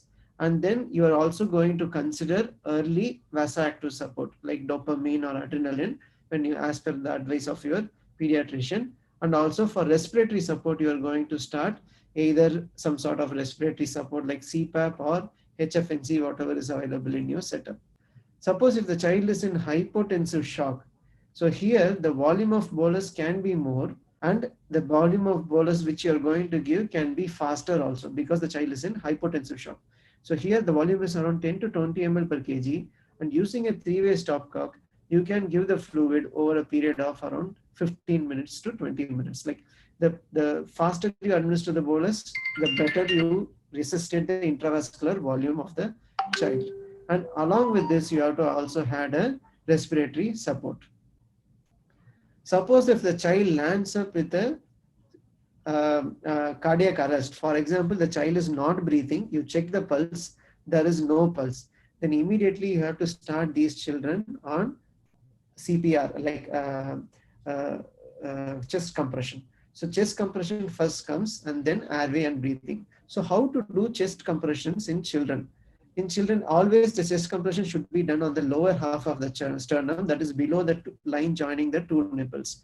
So in infants, there is what is called as the two-thumb technique, where using your hands, you are encircling the chest wall, and using the thumbs, you are going to place the thumbs on the lower part of the sternum and you are going to compress it.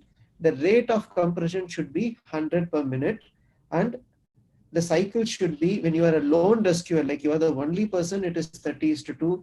When there are two people, one person can handle bag and mask ventilation, the other person can give 15 compressions and 2 breaths. The cycle should be 15 compression and 2 breaths.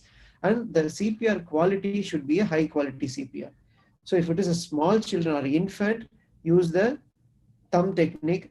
If you are a lone rescuer, you can use the two finger technique, but preferably try to use the thumb technique.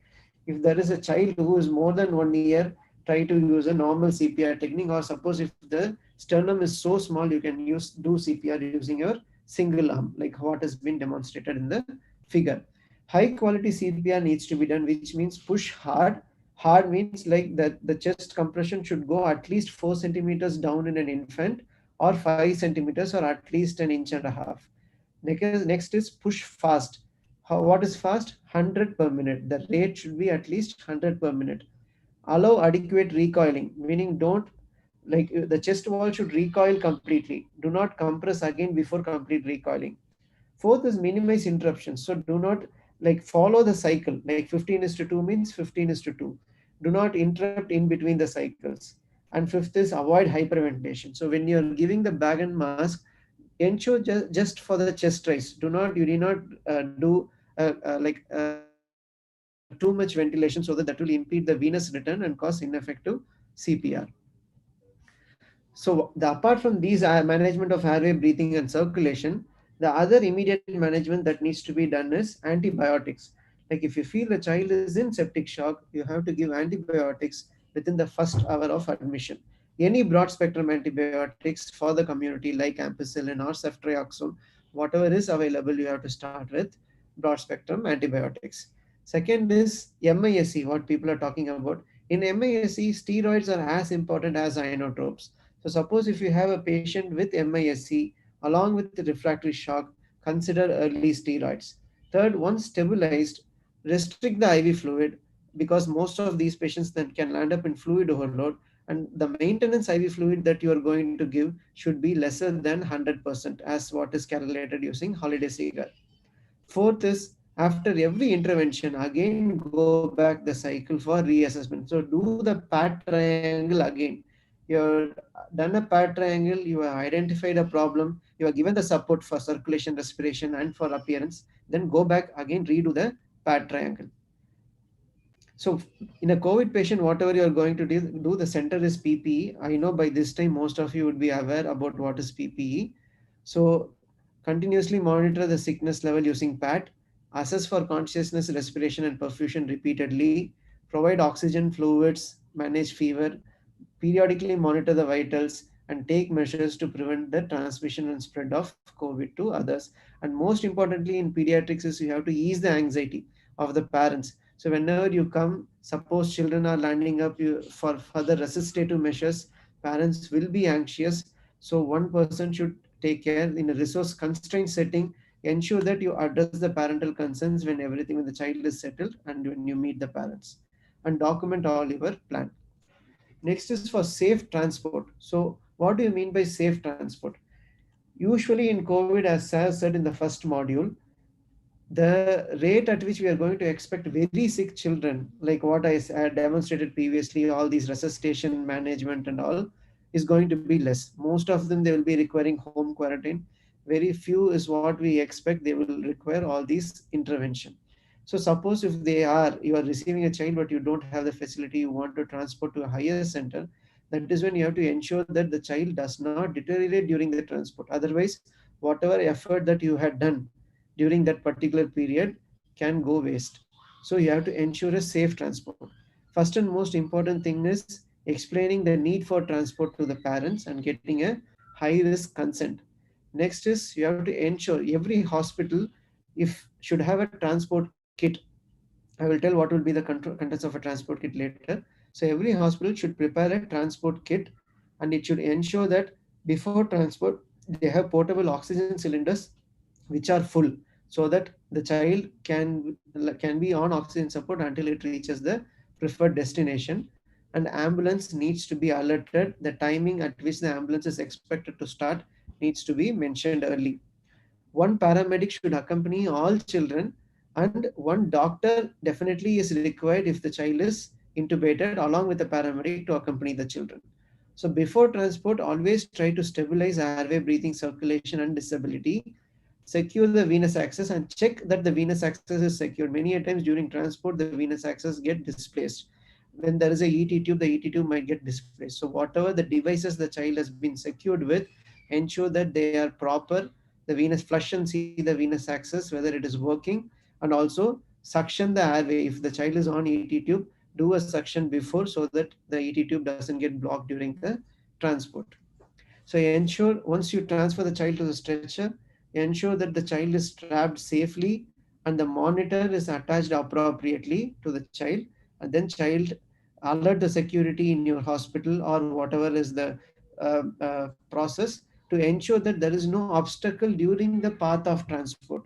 Like many a times what happens is you transport, but you will be waiting for the lift for a long time, or the lift can get hanged and you are not aware, like the lift is not functioning also. So ensure that the path towards the ambulance is clear before moving the stretcher, and give a proper handover to the receiving team.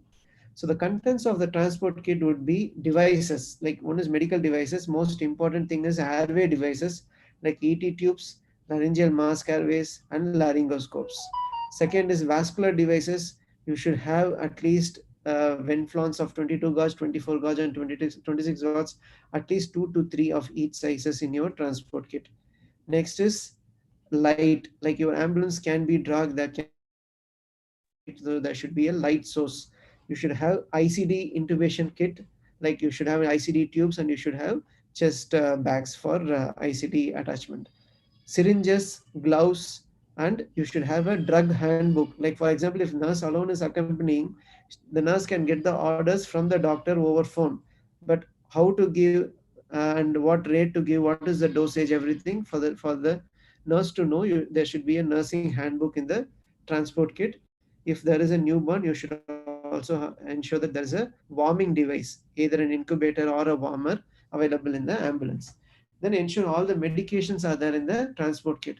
Intravenous fluid, especially dextrose, normal saline 5% dextrose, ringer lactate, vasoactive drugs like dopamine, dobutamine, epinephrine, noradrenaline, code medications like antiarrhythmics like adenosine, amiodarone, intubation medications which are required for sedation and paralysis. If your policy is to use midazolam, morphine, or ketamine, or propofol, whatever you use for intubation, keep it ready. Anticonvulsants like midazolam, fosphenytoin, nebulization medications like salbutamol, and raised ACP medications like mannitol and 3% normal saline and lignocaine. So all these medications should be organized, it should be labeled, checked frequently for expiry, and it should be restocked in the transport kit periodically by the head staff and the doctor. Next is important thing is handover. So how will you give a handover? So handover should be structured, because many a times problem happens because of handover. So handover, structured handover, we follow the ISBAR tool, which means identification, situation, background, assessment, and recommendation. Identification, tell your name, position, and location. Like I'm Dr. Tamil. I'm a doctor in so and so and the ER of this hospital. Confirm whom you are talking to. Am I speaking to doctor in charge of PICU of this hospital? And then tell the patient details. Patient Karthik, 3 years. He is currently in Chengalpet. Then situation. I'm going to transfer this patient to PICU because we don't have ventilator. Are you having a ventilation bed or a high flow nasal cannula or whatever? You are shifting for an MRI. You are having this availability. Ensure that availability. Then comes the background. So say the history. Once the doctor says yes, these things are available, go for background. Give the background of the patient. What are the tests that has been done? What is the results that is available? What the management which has been done in the ER before coming. If the patient is on urgent transport, you can skip the background and go directly for assessment. In the assessment, what you had done, your A, B, C, D, E, say in detail what was the problem you identified, how you corrected it, what is the vitals after correcting the problem, what are the interventions ongoing for the patient, and then tell your recommendation like this is what we had planned to do after reaching your unit, and then state your request for requirement. So this is a structured handover where you will not miss anything when you give a handover for the patient, for this particular patient. So the take home message is assessing the severity, whether it is COVID-19 or non-COVID-19 in children, is very important, because the immediate management that you do matters a lot in saving the child. So recognize the sick child early by assessment of ABCD approach. Early appropriate resuscitation is life-saving. Nursing intervention should focus on respiratory isolation and hygiene, and the doctor's intervention here is to ensure a proper guidance towards the nurses in the COVID ward to do what is necessary. The crash cart in ER transport kit should be checked every day. That is the responsibility of the nurses and the doctors in the transport in the ER, and the missing items should be periodically replaced in emergencies. Thank you. Thank you very much, Karthik sir. So actually, it's a very nice and wonderful lecture. Actually, Karthik sir delivered a very difficult topic in a simplified way. I hope it will be very much helpful to all the CRIs who are attending the program. So because it's really triaging a child who is very sick and identifying a sick child and management is a very difficult topic actually. But he simplified that talk in very simple. He explained each and everything, how to follow and how to do the management of the emergency. So thank you, Karthik. Thank you very much. Thank So you, sir. actually, in this model, what are basic things was insisted means actually any sick child coming to you, if you don't identify the red flag signs or the child is sick, obviously prognosis is very bad. It is fit to any illness, not only in COVID. If fit to COVID, if fit to dengue, if fit to sepsis, if fit to even some drowning, some RTA, everything. If you are managing at the properly at the initial setup, the outcome will be better. This is the main thing. You all know that in the COVID second wave, there are a lot of death happens, mainly because everybody in home isolation. So they become distressed. The saturation is falling on. They came to hospital with hypoxia. Oxygen beds are not available. There are a lot of mortality. In dengue, once fever is settled, fourth day critical illness starts, but the patients leaking, going for shock, but they are not recognizing they are at home. When they brought to hospital with hypotensive shock, mortality is quite high. So how to tackle these two scenario? Obviously, if the shock is identified early, if hypoxia is identified early, the prognosis is very good. So this itself, this lecture will deliver the issue. This lecture will clearly tell this issue. See, any patient at the when becoming sick, before death, they are going to state up hypoxia and shock.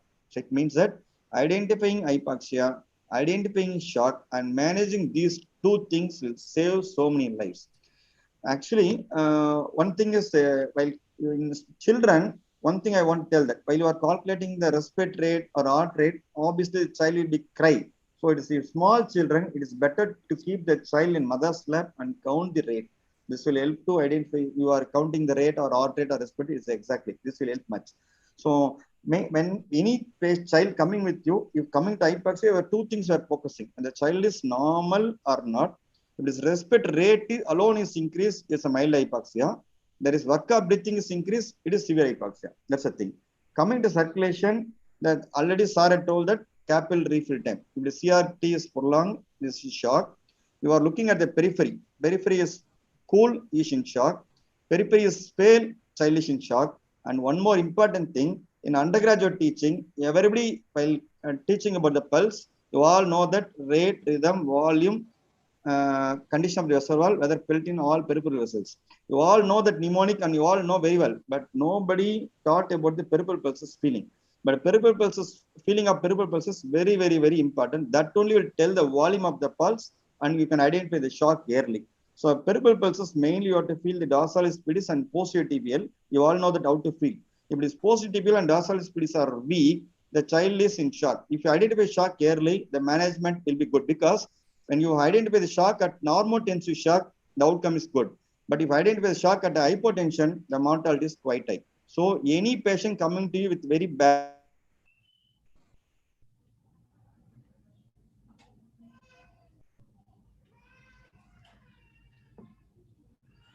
the late stage where the patient is going to die. That is another thing you should know. So another one more issue, whenever they in shock, the fluid of choice is normal saline or oral only. So not DNS or 10% exos or isolate P or isolate M. So isotonic fluid, normal saline or oral, 20 ml per kg is the ideal fluid of choice. If you are giving fluid and correcting the shock, then you are referring to IS center, outcome is very good. So another issue in being CRRI, disability in pediatric assessment triangle, we are teaching about the ABC. So A means appearance, B is breathing, C is circulation. But being a doctor, you should know about disability also. If any patient come with the dullness or drowsy, if you correct airway, breathing and circulation, the patient will improve. I want to tell you one small scenario. Some years back, we don't have postgraduate. We are only having CRRIs. At that time, DIPP was very busy in NSU where there is a child was died. There is huge mom is doing problem.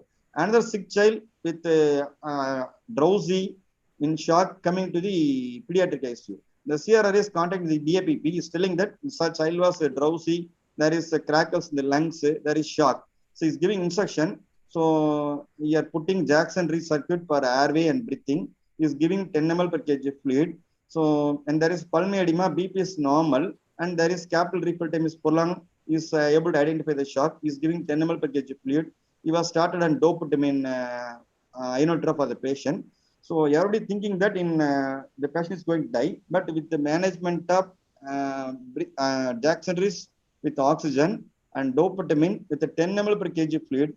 So within where the child is about to die, within around 1 hour, the child is totally alert and improving, conscious coming back. Then we came to know that it's due to delta methylene poisoning. Before the child coming here, nobody knows what is etiology. Once airway, breathing, circulation was stabilized, the child is improved, then we have to know that it is etiology. What is etiology? So if you manage any case of means hypoxia and shock, the outcome will be good. Finally, any case coming to you with RS, SARI is telling that how to do the bag and mask ventilation. So bag and mask ventilation, if you are putting the proper easy clamp technique with the proper mask, it means effective bag and mask ventilation will save the life rather than the urgency. Because any child came with urgency, there will be more anxiety about the staffness, more anxiety about the attendance, there will be crowd. But if you're doing the bag and mask, you all know that a child was delivered, came with apnea, no breathing. If you are doing bag and mask, the child will cry, going wonderfully to home. So you should know how to resuscitate the child. So it will save so many lives if you know the bag and mask ventilation wonderfully. Finally, coming to transport. So you are working in a PSC or in your clinic, the case came with very unstable situation. You are giving fluid, you are giving some treatment, you are managing. But if any improper transport means if you are not contacting where you are going, or if you don't contact him properly, whatever the efforts you put for the patient will be put in vain. So once you stabilize the patient, you contact the IS center to the particular department and the particular person and inform properly. For a simple example, you are if a child with a dengue come to you with a shock, you are giving 2 boluses. In the pulse volume little bit improving. Child came with you drowsy because of shock, and child is improving after your bolus. Then you are referring the patient to medical college hospital. The child was treated there for 4 days, and child became alive. And coming back, the real hero is the CRRI or the doctor who initially handled the case rather than the other people working at the tertiary level center. Then all the people of the area will reward you as a really hero rather than not a doctor. They are almost the whole lifetime they will worship you and they don't forget you at all. So after initial management, transport also very, very important. These are the salient messages given in this model. This model not only to COVID, even day-to-day practice, any problem will be useful. Simple thing, you are giving some injection, the patient develop adverse reaction and collapse. If you don't know how to manage the ABC, obviously the results will be bad. Now again, everybody will come and attack you. So if you recognize critical illness, if you know them how to manage critical illness, you are not only saving the patient, you are saving the whole family, you are saving yourself also. So this is a thing, key take-home message from this session. So I thank Dr. Karthik Narayan for this wonderful lecture, which is delivered to you. So again, I thank the IAP TNSC and Dr. Thangavel sir, Professor Thangavel sir, for giving me a very nice opportunity to moderate the session. So thank you, sir. Thank you very much, sir. Thank you, Balaji, and thank you, Karthik Narayan, for a wonderful session. We are moving on to the third module. I invite the moderator of the third module, Professor P. Poorahi. She is the professor and pediatric intensive care unit of Institute of Child Health and Madras Medical College. She is a wonderful clinician and teacher. Only pediatrician in Tamil Nadu Government Health Services to have a PhD on childhood diabetes. His commitment to children with diabetes and children who are very sick, everybody knows about it. He's a very hardworking, committed pediatrician, brilliant teacher, and she received awards, Active Pediatrician Award from Tamil Nadu Government, IAP Tamil Nadu, and Best Doctor Award from Tamil Nadu Government. She has published almost 75 papers in various journals. One of the very few people who are involved in research in Tamil Nadu Government Service. We know how difficult it is to manage a day-to-day affairs in intensive care and do the research, something phenomenal. I think she has completed a lot of projects in working in ICH, the economic cost of dengue in India, genetics of type 1 diabetes, infection in childhood diabetes mellitus, and burden on economic cost of dengue in India, major teaching hospitals, and then National Hospital-Based Rotavirus Surveillance Network, research and MISC. There are a lot of research work is going on. Very, very difficult to balance the day-to-day work as well as to do the research. In addition to that, she is also a associate editor of Indian Journal of Practical Pediatrics. And one very, very important thing I admire in her is she's also a very powerful orator in both Tamil and English. Over to Professor Pori. She's a mentor for many young pediatric intensivists. Over to Professor Pori. Good evening, sir. Thank you so much for such nice words. Now it's my pleasant duty to introduce Dr. Srinivasan, who's going to deliver the next module. And it's a proud moment to introduce Dr. Srinivasan. He is a DM super specialist from JIPMER, and his field of interest is pediatric poisoning, ultrasound in ICU, and transferring of critically ill children. And he's a best outgoing in his MD in 2011, and he has won the Balagopal Raju Award in 2012, and he was a best outgoing, and he received Satyamurthy Gold Medal Award in 2018. And more than everything, he is a part of our team in ICH. So it's a gem to have him in the ICU team. Over to Dr. Srinivasan now for the next session, which is going to be a wonderful session on clinical management. Just sorry for interfering. I think we are running short of time with 30 minutes. So I request the moderators and speakers to adhere to the timing. Thank you. Is it audible, madam? Yeah, audible. Visible. Screen visible? Yeah, visible. Thank you for the nice introduction, madam. I thank Thangvelu sir and all others in the team IAP TNSC for giving me this opportunity in the clinical management after stabilization COVID-19 in children. So any emergency, epidemic or a pandemic, the major workforce in the hospital is house surgeons, postgraduate and staff nurses. So this class is important for the interns. So not only for COVID children, the principles of management is same for every sick child. So the second thing is, many of the questions in the next need might be from this modules. So in this module, I'm going to tell about how to monitor a child with COVID in a ward or high dependency unit. So if the child is hypoxic, that is saturation less than 94, and what appropriate oxygen delivery device should be chosen to start oxygen in these children. So what is the nutrition plan? How to initiate fluids and when to initiate fluids? So what are the disease severity in COVID in children, their management? What is MISC and its treatment?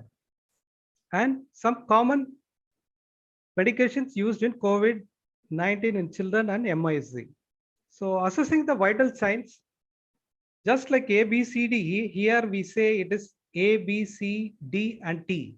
A is appearance. Appearance, we have 4 parameters, that is 4 grades.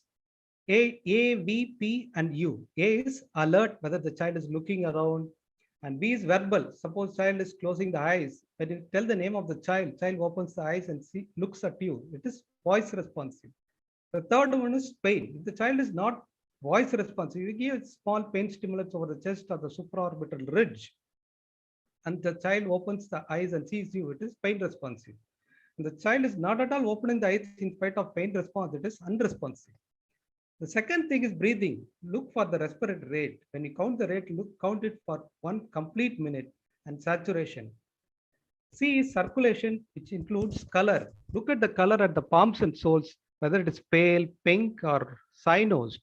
And look at the pulse, see the pulse volume. And finally, BP. BP, the interns are not used to measure BP in children. Just like adults, BP is also very important in children. So have the habit of measuring blood pressure in any sick child. D is dextrose. Any sick child, you check the blood sugar. If it is child is hypoglycemic, you dextrose correction to correct hypoglycemia, which will save the children. And T is the exposure. T is temperature. Both hyperthermia and hypothermia is harmful to a child. So in assessing the vital sign, the approach is A, B, C, D, and T is temperature. So how to calculate the respiratory rate? When the child is, count the respiratory when the child is calm. Preferably the child is lying in the mother's lap. Count it for 1 full minute. So the mnemonic is 60, 50, 40, and 30. If the rate is less than 60, it is normal in children less than 0 to 2 months, and it is abnormal if it is more than 60. For children from 2 months to 1 year, the rate is cutoff is 50. It is abnormal when it is more than 50. For children from 1 year to 5 years, the cutoff is 40, and more than 5 years, it is 30. You remember 60, 50, 40, and 30. The rate, normal rate increases as the child age decreases. So also, not only the rate, look for any noisy breathing like stride or grunting. Grunting is a forced expression against a partially closed glottis. That is, the sound will be like that. This is grunting. It is a sign of any child going for respiratory failure or to say respiratory pathology in the alveoli, and look for any chest retraction, subcostal or intercostal retractions, and any asymmetry in the chest rise. Suppose the child is having a pleural effusion or a pneumothorax in one side, that side chest rise will be minimal.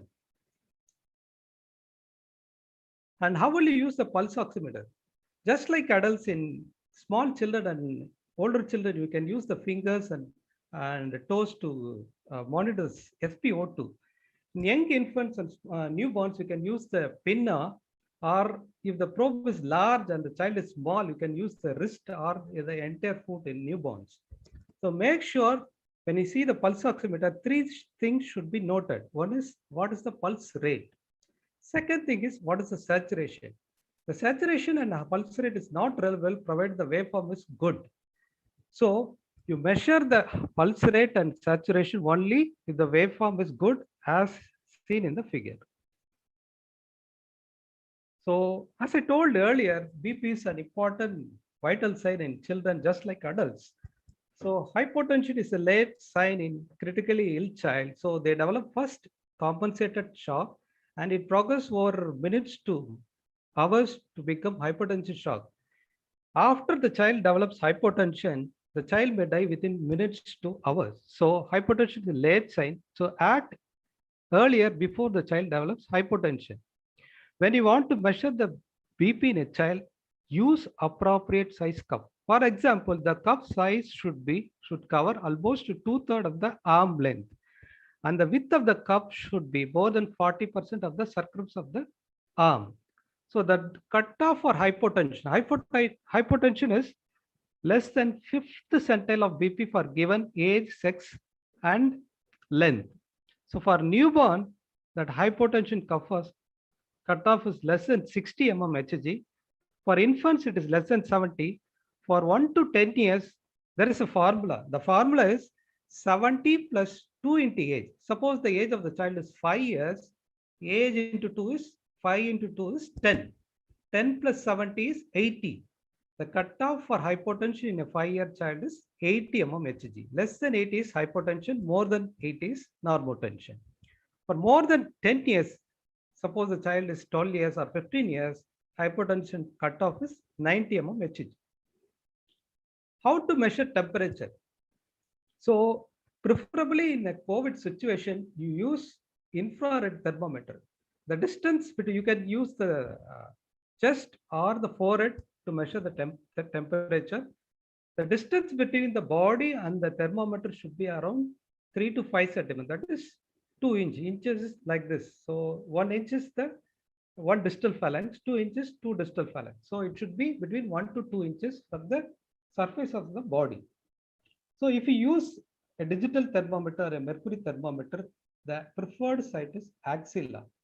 So if you measure the temperature is 100, say 100 degree Fahrenheit, the core body temperature is +1. Suppose it is 100, the core body temperature is 101 degree Fahrenheit. So when you use a thermometer, please disinfect with 70% alcohol, 2% chlorhexidine. So what is fever? Fever is defined as temperature more than 38 degrees centigrade or 100.4 degree Fahrenheit. If you find a child with fever, give a paracetamol of 10 to 50 mg per kg. So if the child's weight is 10 kg, you have to give 150 mg. So one common mistake we do while measuring temperature is, if you measure the temperature, you see just the mercury thermometer or the digital thermometer, see whether it is more than 37 or 198.6. If it is more than that, you will just consider. Many of the time we miss. If it is less than that, it is hypothermia. So always have the habit of measuring the absolute temperature rather than temperature is normal. Don't say temperature is normal. Say whether it is 96 or 94 degree Fahrenheit. If it is less than 97, it is hypothermia. Both hyperthermia and hypothermia are harmful in any critically ill child. So next is glucose estimation. So any child who is sick, measure the glucose. So glucose measurement is always indicated in young undernourished child or any child who present with seizures or any comatose child. Suppose they are prone to have hyperglycemia. RBS more than 180 or 200 requires insulin infusion to correct hyperglycemia. So not only hypoglycemia, hyperglycemia is also harmful. So measure capillary blood glucose in any young infant or undernourished children or any sick child. So where will you measure the glucose? So just like in adults, we can measure the capillary blood glucose in the fingertips or toe tips. For young infants and newborns, you can use the heel of the foot. So you just wipe the surface with the alcohol or 2% chlorhexidine and use 26 gauge needle. Preferably, you just avoid the first drop, just wipe it out and put the second drop to the glucometer, measure it. So document the value appropriately. So as per WHO, the cutoff is less than 45 in a well-nourished child or less than 54 in a child with undernutrition. But as per PALS, if the capillary blood glucose is less than 60, it is defined as hypoglycemia. So what to do if you find the child is having hypoglycemia? So correct it immediately, irrespective of whether the child is having symptoms or not, with 5 ml per kg of 10% dextrose or 2 ml per kg of 25% dextrose.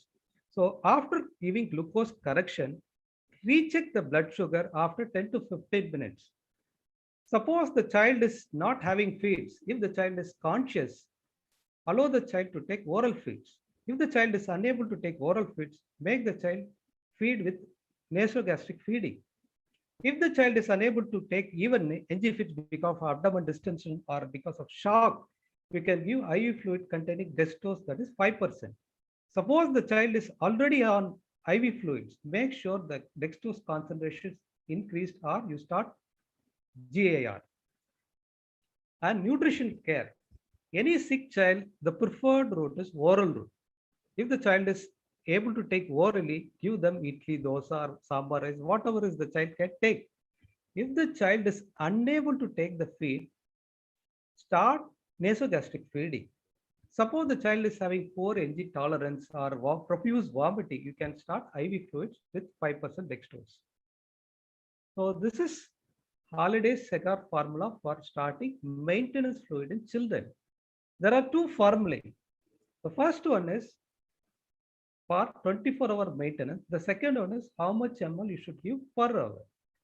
The formula is for 1 to 10 years, it is 100 ml per kg. For 11 to 20 kg, it is 1000 ml plus 50 ml per kg for more than 10 kg. For more than 20 kg, 1500 ml plus 20 ml per kg for more than 20. For coming to fluid ml per hour, first 10 kg, it is 4 ml per kg per hour. 11 to 20 kg is 40 ml plus 2 ml per kg hour, more than 10 kg. And more than 20 kg, it is 60 ml plus 1 ml per kg per hour, more than 20.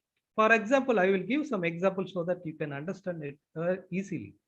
For example, the child weight is 8 kg. So the fluid requirement is 4 into 8. It is 32 ml per hour. If the child's weight is 15 kg, for 10 kg, it is 40. So remaining is 15 minus 10, 5. So 5 into 2 is 10. 40 plus 10 is 50 ml per hour. If the child's weight is 20 kg, so for 10 kg, it is 40 ml per hour. For 11 to 20 kg is 2 ml per kg. So 2 into 10 is 20. So it is 60 ml per hour. For example, if the child's weight is 24 kg, so for 20 kg, we know it is 60 ml per hour. So remaining 4 kg, it is 64 ml per hour. So when you start maintenance fluid, it is dextrose normal selling if the child's weight is less than 10 kg. If it is more than 10 kg, it is dextrose normal fine. So DNS, if it is less than 10 kg, it's off DNS, 0.45 NS with 5% dextrose. So do not use hypotonic fluid like isolate P in children. For any child presenting with shock or dehydration, normal saline and ringer lactate are the preferred fluids. So this is the chart showing the weight of the child and the fluid requirement in 24 hours and ml per hour. So how will you suppose you don't have any infusion pump in a peripheral setup like PHC or a small district hospital. So you can use the adult IV set or a pediatric IV set. The adult IV set gives 1 ml gives 15 drops. And the pediatric IV set 60 drops gives 1 ml. Suppose if you want to start with 10 kg child, the fluid requirement is 40 ml per hour. In pediatric IV set, it is 40 drops per minute.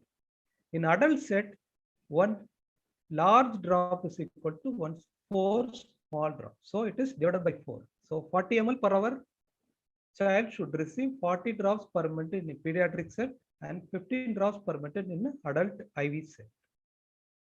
So what are the oxygen delivery devices? There are two types of oxygen delivery devices. One is low flow system, another one is high flow system.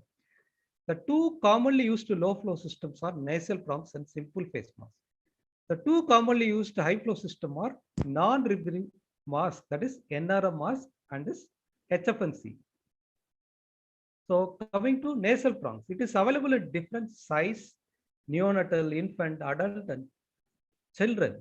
So some prongs are straight, some prongs are curved. If you use a curved prong, make sure that curvature is pointed towards the child. The flow rate in a newborn is 0.5 to 1 liter per minute, and in infant it's 1 to 2 liter per minute, and children it is 1 to 4 liter per minute.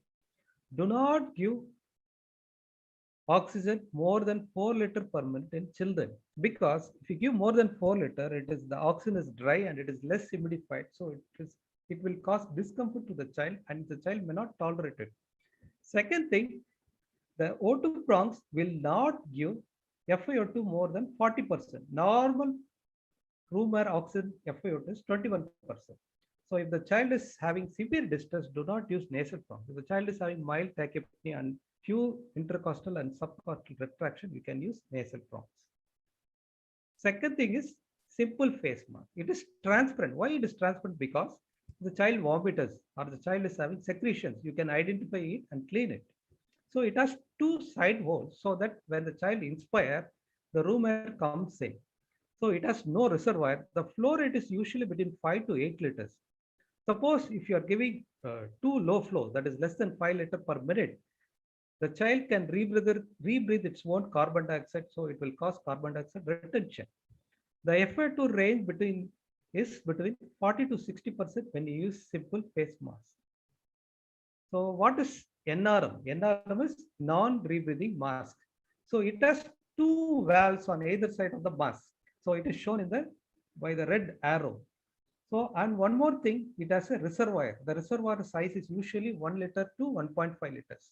So what is the purpose of the reservoir means? Suppose the child is having severe distress and child is taking a deep breath, the flow from the O2 tube may not be adequate to satisfy the tidal volume of the child. So this reservoir will help in supplying 100% oxygen. Second thing, what is the purpose of the valve? When the child inspires, the atmospheric or environmental air will not enter the mask. So the child will get almost up to 90% of FiO2. So what is the other purpose of the valve is when the child expires, the inside carbon dioxide goes out of the mask and will not allow carbon dioxide to come inside. So this is the role of the valve in non-rebreathing mask. So comparison between the oxygen delivery devices, nasal prong, it is simple and lightweight, it is cost effective. When you give nasal prongs, the mouth is free. You can feed the child. Suppose the child is a small infant, you can allow direct breastfeeding itself. Suppose it is an older child, you can give oral feeds like idli, dosa, or whatever the child wants. The disadvantages are the FiO2 is not more than 40%. High flow is not tolerated because of the dry oxygen. In simple face mask, it is easy to apply. It may be very useful in a child with mouth breathers or having nose block. And the disadvantages are it can cause rebreathing if the flow is less than 5 liters, and it can interfere with feeding. The advantages of NRM mask are you can give high FiO2 of almost 95%. Rebreathing will not occur because of the high flow. It is expensive. And whenever you have oxygen scarcity, just like we had in the April, May of 2021, where many adults were dying because of oxygen unavailability, Use NR mask with utmost precaution. Do not use in mild distress because you are giving a high flow of 10 to 15 liters, so it will be waste unnecessary oxygen. So HFNC, usually we call it as triple HFNC, that is HHHFNC. The first H is heated. So the room air temperature is say 25 or 26 degree centigrade. So it is heated to the body temperature of 37 degree. Second one is high flow. As I told earlier, the maximum flow you can give through nasal prongs is only 4 liters per minute. So we can give as high as 60 liters per minute in high flow oxygen. The third one is humidified. So it is humidified with water so that it is almost 60 to 100% humidified. So it is very smooth to the inspiring respiratory mucosa. So it will avoid damage to the respiratory mucosa. What are the indications for HFNC are bronchiolitis, pneumonia, asthma, children with cardiac failure, any child who is extubated from a ventilator or weaning from BiPAP or CPAP. BiPAP is bilevel positive airway pressure. CPAP is continuous positive airway pressure. The contraindications are very less: profuse secretions, nasopharyngeal trauma or surgery, or altered sensory. So there are different sizes of nasal cannula in HFNC: red, yellow, violet, and green. Red is used in premature infants, yellow in term neonates, violet for infants less than 1 year of age, and more than 1 year it is green. So the flow varies between the color coding. So maximum flow is, for example, in green, the maximum flow is 25 liters per minute. So what is the flow rate in HFNC? In less than 10 kg children, it is 2 liters per kg. For example, the child's weight is 8 kg. The flow rate is 16 liters per minute. For 10 to 20 kg, it is 25 liters, and 21 to 30 kg, it is 30 liters, and so on. So we can give up to 60 liters per minute in older children and adults. So make sure the humidifier has enough water every 4 hours, and make sure the prongs are firmly attached to the child. If the FiO2 requirement is more than 60%, or the child is having altered sensorium or increased work of breathing, in spite of using HFNC, consider intubation. So how will you start IV line in a child? The preferred sites are dorsum of hand and wrist. Suppose if you are using an elbow, while the child is flexing the hand, the flow may be interrupted. So as far as possible, avoid elbow lines. If the child is there in the hospital for more than 10 days or a week, you may not get a line in the upper limb. You can use the lower limb veins like great toughness vein. When you start an IV line, make sure it is properly cleaned with 70% alcohol or 2% chlorhexidine. So if you secure a line, suppose the external jugular vein like neck line or femoral line, make sure it is attached with 10 centimeter extension, because whenever you just disconnect the line to give some injection and all, it will get the blood get spoiled over the line, and it attracts more infection.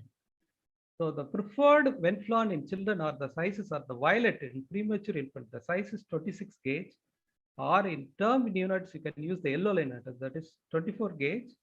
In younger children, you can use the blue Venflon, that is 22 gauge, and older children, it's 20 gauge pink line or 18 gauge green Venflon. Even if it is a young child, if the child is having a large vein, you can use pink Venflon or green Venflon. The bigger the Venflon, the longer is the life. Make sure you just fix it firmly with a dynaplaster or white plaster. If you use white plaster, make sure you just encircle the limb so that it is not easily dislodged. Make sure the attachment of the plaster is not so firm to cause compromise of blood circulation to the limb. So whenever you use peripheral lines, please avoid inotropes like adrenaline, noradrenaline, dopamine. If at all you want to use inotrope in peripheral lines, you can use dobutamine. So dobutamine cause extravasation injury, whereas all the three like adrenaline, noradrenaline, and dopamine cause extravasation injury. You can see how bad it is the limb after extravasation from adrenaline lines. Suppose if you are in a peripheral setup, you don't have central line to give inotropes, you can dilute the inotropes into 5 times. Suppose if you start, usually what we start in central line is 1 ml per hour use, 0.1 microgram per minute of adrenaline. You dilute it into 5 times so that 5 ml per gives 0.1 microgram per kg per minute of adrenaline. So dilute give 5 times dilution when you use peripheral for inotropes. So what are the indications for urine output monitoring? So as far as possible, avoid Foley's catheter in children. Suppose if you want the child is having oliguria or anuria, or the child is having shock, you can put Foley's catheter and monitor the urine output. So what is the indication for urine output monitoring in shock? So Foley's catheter is urine output monitoring is also known as poor man's CVP, that is central venous pressure monitoring. If you don't have central line, that is right or left internal jugular veins, you can use Foley's catheter and measure the urine output every hour so that the child is getting corrected or the preload is adequate or not. The size of the Foley's catheter are 6 French for 0 to 6 months, 8 French for 6 months to 2 years, and 10 French for 2 to 8 years, and older children in 12 French. In adults, you can use 14 or 16 French gauge.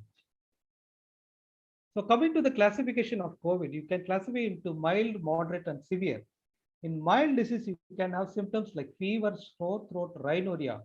There is no fast breathing. There is no tachypnea in mild disease. Saturation is 94 and above.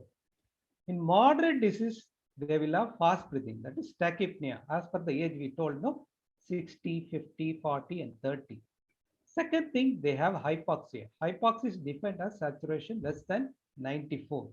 In moderate disease, the cutoff for hypoxia is 90 to 93% of SpO2. They don't have signs of severe disease. Coming to the severe disease, they will have hypoxia, severe hypoxia defined as less than 90% of saturation. They will have increased respiratory rate like suprasternal, substernal, or intercostal or subcostal retraction. They will have grunting. They will have CNS features like seizures, lethargy, or somnolence. And GIT symptoms like severe vomiting and diarrhea causing dehydration is known as severe disease. Some children may present with shock, ARDS, or multi-organ dysfunction syndrome are classified as severe disease. So management of mild disease. So they have normal saturation, no hypoxia. Treat them at home. Make sure they get enough water. So if the child is breastfeeding, continue breastfeeding. If the child is an older child, continue oral diets. No investigations are required. No antibiotics, no steroid, and no of multivitamins. Inform red flag signs to the parents. Suppose the child is having mild disease, you can treat the child at home. Immediately bring the child if the child is having the following symptoms like severe chest in drawing, grunting, head nodding or head bobbing, lethargy or convulsion. If the parents are having a pulse oximeter, ask them to bring the child if the saturation is less than 94. Suppose the child is having a mild disease, but child is having comorbidities. What are the comorbidities? Nephrotic syndrome child, child with chronic kidney disease, child on chronic tracheostomy, so intermittent hemodialysis, child with congenital heart disease which is uncorrected, child with hematological rheumatological ailments, or after transplant. These children, even if they are mild, if they are from a far off place, for example, they are coming from 50 or 100 kilometers from their hospital, admit them. If the child is coming nearby in the suburbans of Chennai, you can treat them as OPD. If these children with comorbidities have fever for 3 to 4 days, investigate for alternate diagnosis. In these children, you can take complete blood count, CRP, urine routine, blood culture, and chest X-ray.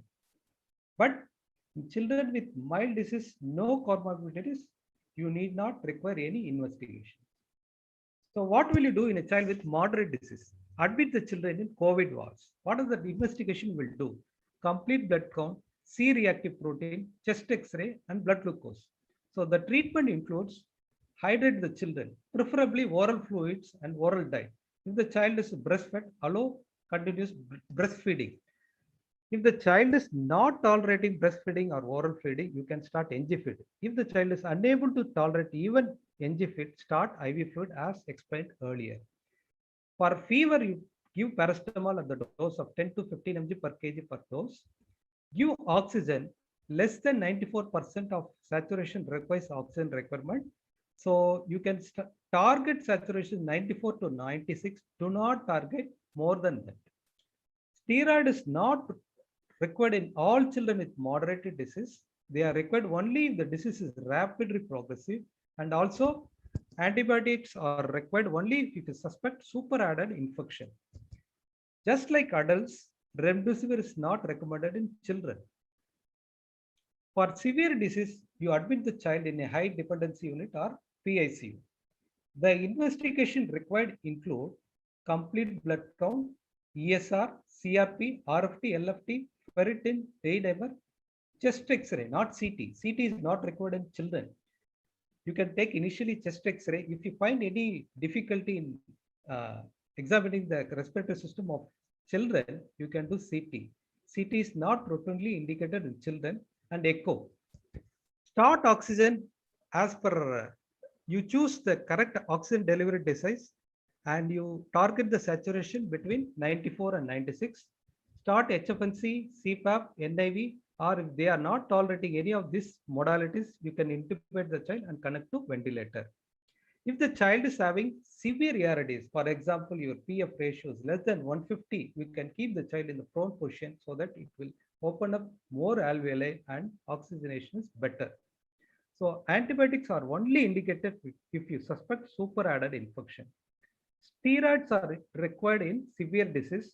I will be explaining what are the steroids you can use in severe disease, and enoxaparin, low molecular weight heparin in severe disease. So remdesivir is not recommended in children. So if the child is having shock, AK or ARDS, you manage them accordingly. So what are the commonly used antibiotics in severe COVID? One is ceftriaxone. It is the third generation cephalosporin. The dose is 100 mg per kg per day in 2 or 1 dose. So it is given intravenously. The other antibiotics, coamoxiclav. The dose is 50 to 60 mg per kg per day of amoxicillin. You can give it as BD or TDS dose. So what are the commonly used steroid in children with severe COVID and MISC? Dexamethasone, hydrocortisone, methylprednisolone, and prednisolone. So the dose of dexamethasone is 0.15 mg per kg per day, maximum of 6 mg. It can be given either IV or IM. Hydrocortisone dose is 1 to 2 mg per kg, maximum of 100 mg. So it is also given by IM or IV route. Methylprednisolone, the dose is 1 to 2 mg per kg. So it is only given intravenously.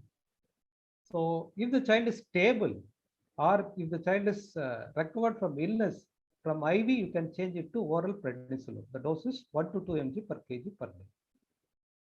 So what is MISC?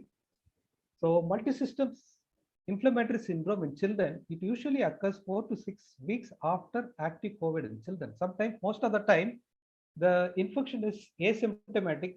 Many of the parents do not know the child had COVID.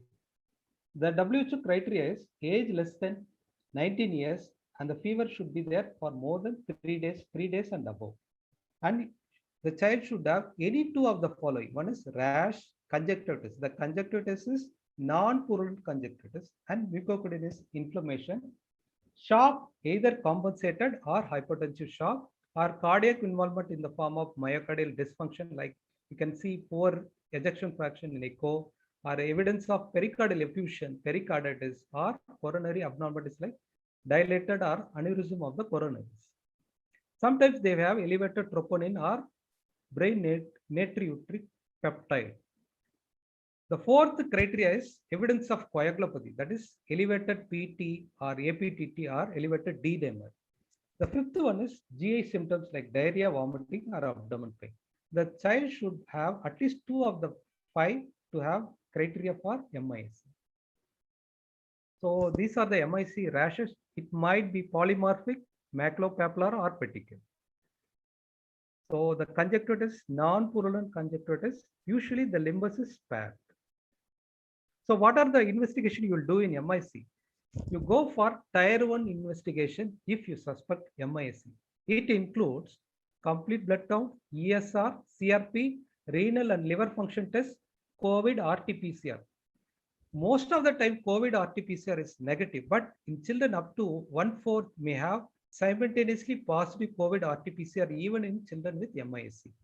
and COVID IgG antibodies, not IgM, it is IgG antibodies.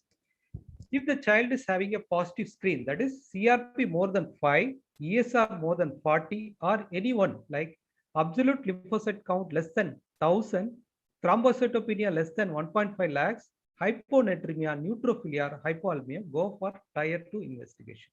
They include elevated ferritin, elevated dimer or PTINR, LDH, procalcitonin, fibrinogen, triglyceride, or cytokines like interleukin 6 or 1. So you do ECG, echo, and pro-BNP and troponin I. Also, you do fever workup for common tropical infections like dengue, scrub, malaria, and enteric fever. So coming to the management of MISC, MISC has 3 phenotypes. One is mild MISC, Kawasaki phenotype. The third one is severe MISC. In Kawasaki phenotype, the treatment includes IV immunoglobulin at a dose of 2 gram per kg given over a period of 12 to 16 hours, followed by IV methylprednisolone. The dose is 1 to 2 mg per kg for 3 to 5 days. Suppose the child is having non-resolution of symptoms, you can give biologicals only after consultation with cardiologist and rheumatologist. For severe MISC, the treatment includes IV immunoglobulin 2 gram per kg over a period of 12 to 16 hours, followed by IV methylprednisolone 2 mg per kg per day for 3 to 5 days. So if the child is not responding, you can increase the dose of methylprednisolone to 10 mg per kg per day. In mild MISC, there is no need for IVHG. We can give only methylprednisolone 1 to 2 mg per kg for 3 to 5 days. So after IV methylprednisolone, you can taper to oral prednisolone for a period of 2 to 3 weeks with the clinical and CRP monitoring. In MISC, you can start low molecular weight heparin at a dose of 1 mg per kg subcutaneously given at 2 divided doses. So the indications are thrombosis, giant aneurysm, the absolute value more than 8 millimeter or a Z score of 10. Or if the left ventricular ejection fraction is less than 30%. These are the 3 indications for low molecular weight heparin in MIC, not in all children. All children with MIC require aspirin at a dose of 3 to 5 mg per kg, maximum 75 mg. It should be given over a period of 4 to 6 weeks. Avoid aspirin in children if the platelet count is less than 80,000. So you have to repeat the ECG after 2 days in MIC. The echo should be repeated after 1 to 2 weeks, then after 4 to 6 weeks, and at 1 year of. So IVG, the dose is 2 gram per kg. There are 2 available solutions. One is 5%, which contains 5 gram in 100 ml. The second one is 10%, that is 10 gram in 100 ml. The route is intravenous. It should be given slowly over a period of 12 to 16 hours. So coming to a scenario, a 7-year-old male child presented with high-grade fever for 3 days and breathlessness for 1 day. His RT-PCR was positive for COVID-19. He was admitted in the hospital. His saturation was 90% and is having tachypnea. So what is the child disease having? Respiratory distress. So the saturation is 90. So he is fitting into severe COVID disease. So you can start steroids. Here they have given IV dexamethasone. The dose is 0.15 mg per kg. For this 17 kg child, it is 2.5 mg given once daily. So this child is having distress. You can start severe COVID. You can start antibiotics, either amoxiclav or ceftriaxone. So ceftriaxone dose is 100 mg per kg per day. So this 17 kg child should receive 1.7 gram. So he is given 850 mg in 2 divided doses. So remdesivir is not indicated in this child. For fever, you can give 10 to 15 mg per kg of paracetamol. So you can hydrate the child orally. If the child is unable to take orally, you can start IV fluids. So how will you resuscitate child with the COVID positive mother? So the pregnant mother is COVID positive. How will you receive the child? So as far as possible, for low risk cases, 1 person is allowed. For high risk cases, 2 persons are allowed. Wear full PP set and N95 mask. So as routine care, you practice delayed cord clamping, avoid suction unless it is necessary. Bathing is not recommended. So if the child is COVID positive, if the mother is COVID positive, will you feed the child? So it is recommended to give direct breastfeed. Allow the child, both mother and baby, in the same room, at least 10 feet distance. Whenever the child wants feed, the mother can directly breastfeed the child. So follow SMS, that is social distancing, 10 feet distance. Then M is mask. The child mother should wear at least triple layered surgical mask. Then sanitizing. If the child is sick or the mother is sick, the child is unable to get direct breastfeeding, the mother can express the milk and feed the child. If the mother is too sick, the breast milk cannot be expressed, the child can be started IV fluid or formula. Coming to the take-home messages, so refer the child from a peripheral center if the child is having tachypnea or saturation less than 94%. If the child is having shock, so start IV fluid as Dr. Karthik Narayan told. Hypotension is a late sign.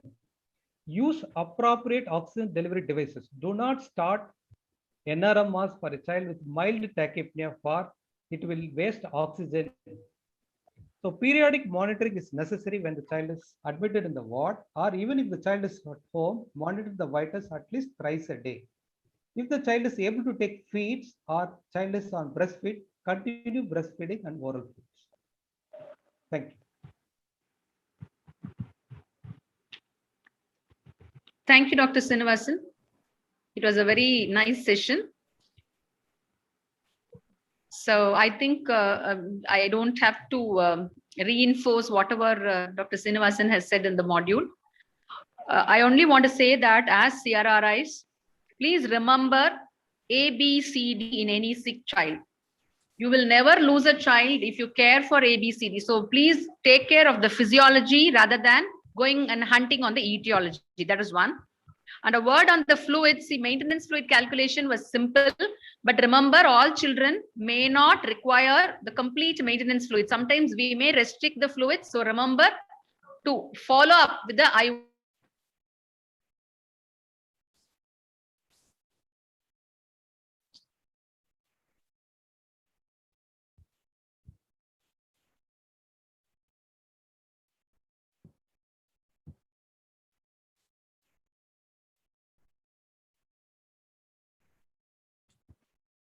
Srinivasan, something wrong with the police Wi-Fi, I think. In the meantime, maximum dose of IVIG is 100 grams. Intake out.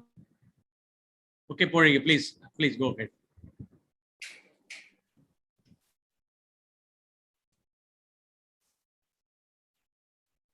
Janani, can we wait for a minute?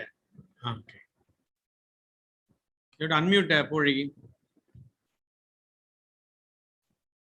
Please unmute Pori. Yeah, am I audible? Audible. Yes, madam. Yeah. Please know your drugs.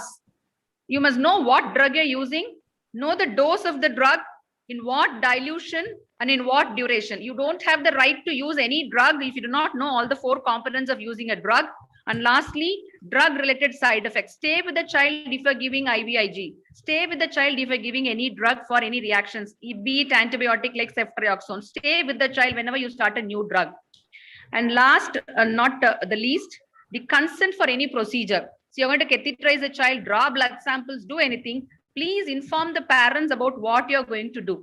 Though the child may not be actually in a position to receive your whatever you're going to say, make the child comfortable with the mother and try to take the samples, and please counsel them that you're going to do that procedure, and counsel about the condition of the child, because whatever you say is very important for the anxious parents. That is a part of clinical management that is very, very important. So as CRRIs, learn to be very sincere and very meticulous and a humane attitude. This is what is important. You don't have to be an intelligent, you don't have to be a superfluous patient. You have to just communicate in simple language and be very sincere to your whatever procedure or whatever therapy you're giving. Be very humane and be very gentle. That is the crux of the management. I think the clinical management part of it, everything was told in depth by Dr. Srinivasan. So I only wanted to add these points. I thank IIP TNSB for giving me this opportunity today to moderate the session for Dr. Srinivasan. Thank you so much, sir. Thank you, madam. Thank you, Srinivasan, Dr. Kouri. I just invite Dr. Janani Shankar, next moderator for the fourth module. I'm very happy to introduce Dr. Janani Shankar. She's a senior consultant in Kanji Kamakodi Children's Hospital. His areas of interest are emergency medicine, hematology, and infectious diseases. He was a national coordinator for PALS course a few years back, and she has published almost 60 publication index journals, won almost all awards in Tamil Nadu State Conference, BRS, CTS, TR, KK, VBR. Probably when any new awards start, you can apply, Jeremy. Also got an active pediatrician award by Tamil Nadu, IAP. Scroll of Honor in 2011, a national board examination. She's an expert committee member in IAP, RNTCP, and tuberculosis. Very important one comment which I admired in her the thing is, any communication, immediately we can get the reply within maybe 1 or 2 minutes. She won't wait even a minute. So you can get a good communicate from her immediately when you pass on the message. Over to Dr. Janani Shankar.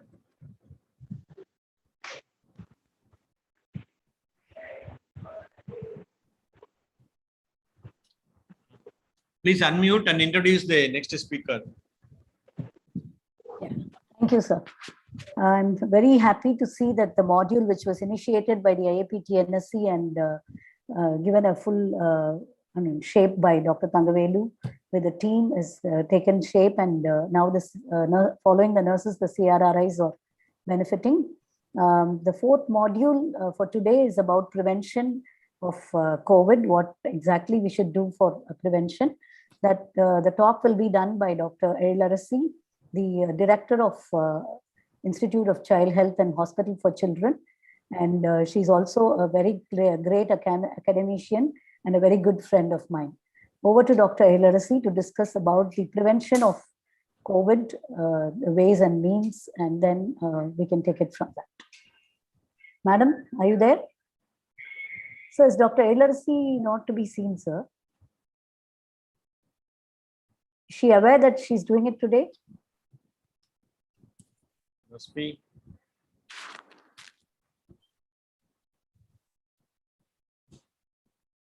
Or if someone can share, I can do it. She's busy or held up in a meeting or something.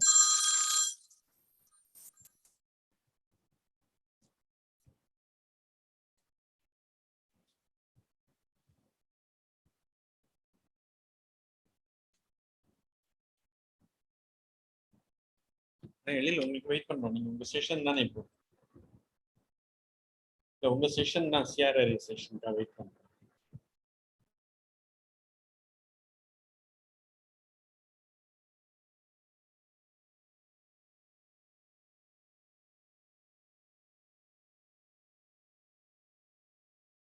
Share the screen, I can do it, sir.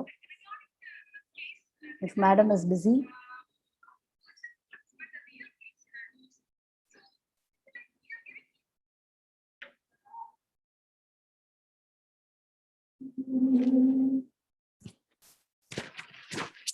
Dr. Meghanathan,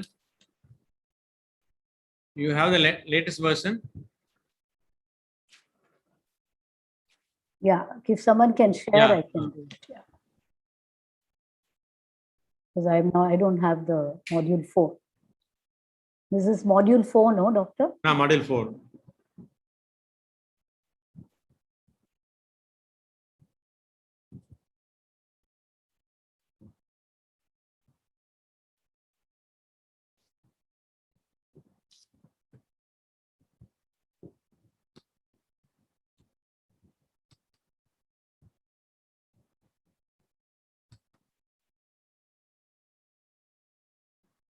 Okay, I'll scan the screen.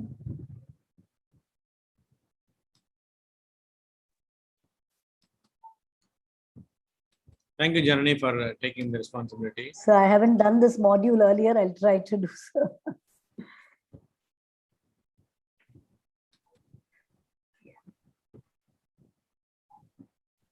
Module 4, no, sir.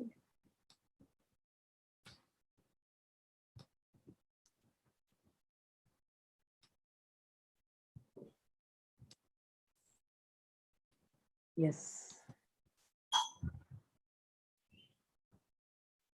Are you able to see the Yes, sir. Yes. screen? Yes, sir. Again, it's gone back, sir. Yeah, it was visible. You got it now? Yeah, yes, sir. Okay. Slideshow, sir. Yes, sir. Okay, sir, you can move on. So in the next 25 to 30 minutes, we'll just look at what are the general measures and prevention, the types of masks and the correct method to wear it, hand hygiene, patient flow in the healthcare setting, donning and doffing, that's very important. How do you dispose these biomedical wastes and practical aspects that you should follow in the ward, a little about vaccines that are available and accident prevention. Over to the next slide, sir. Yeah.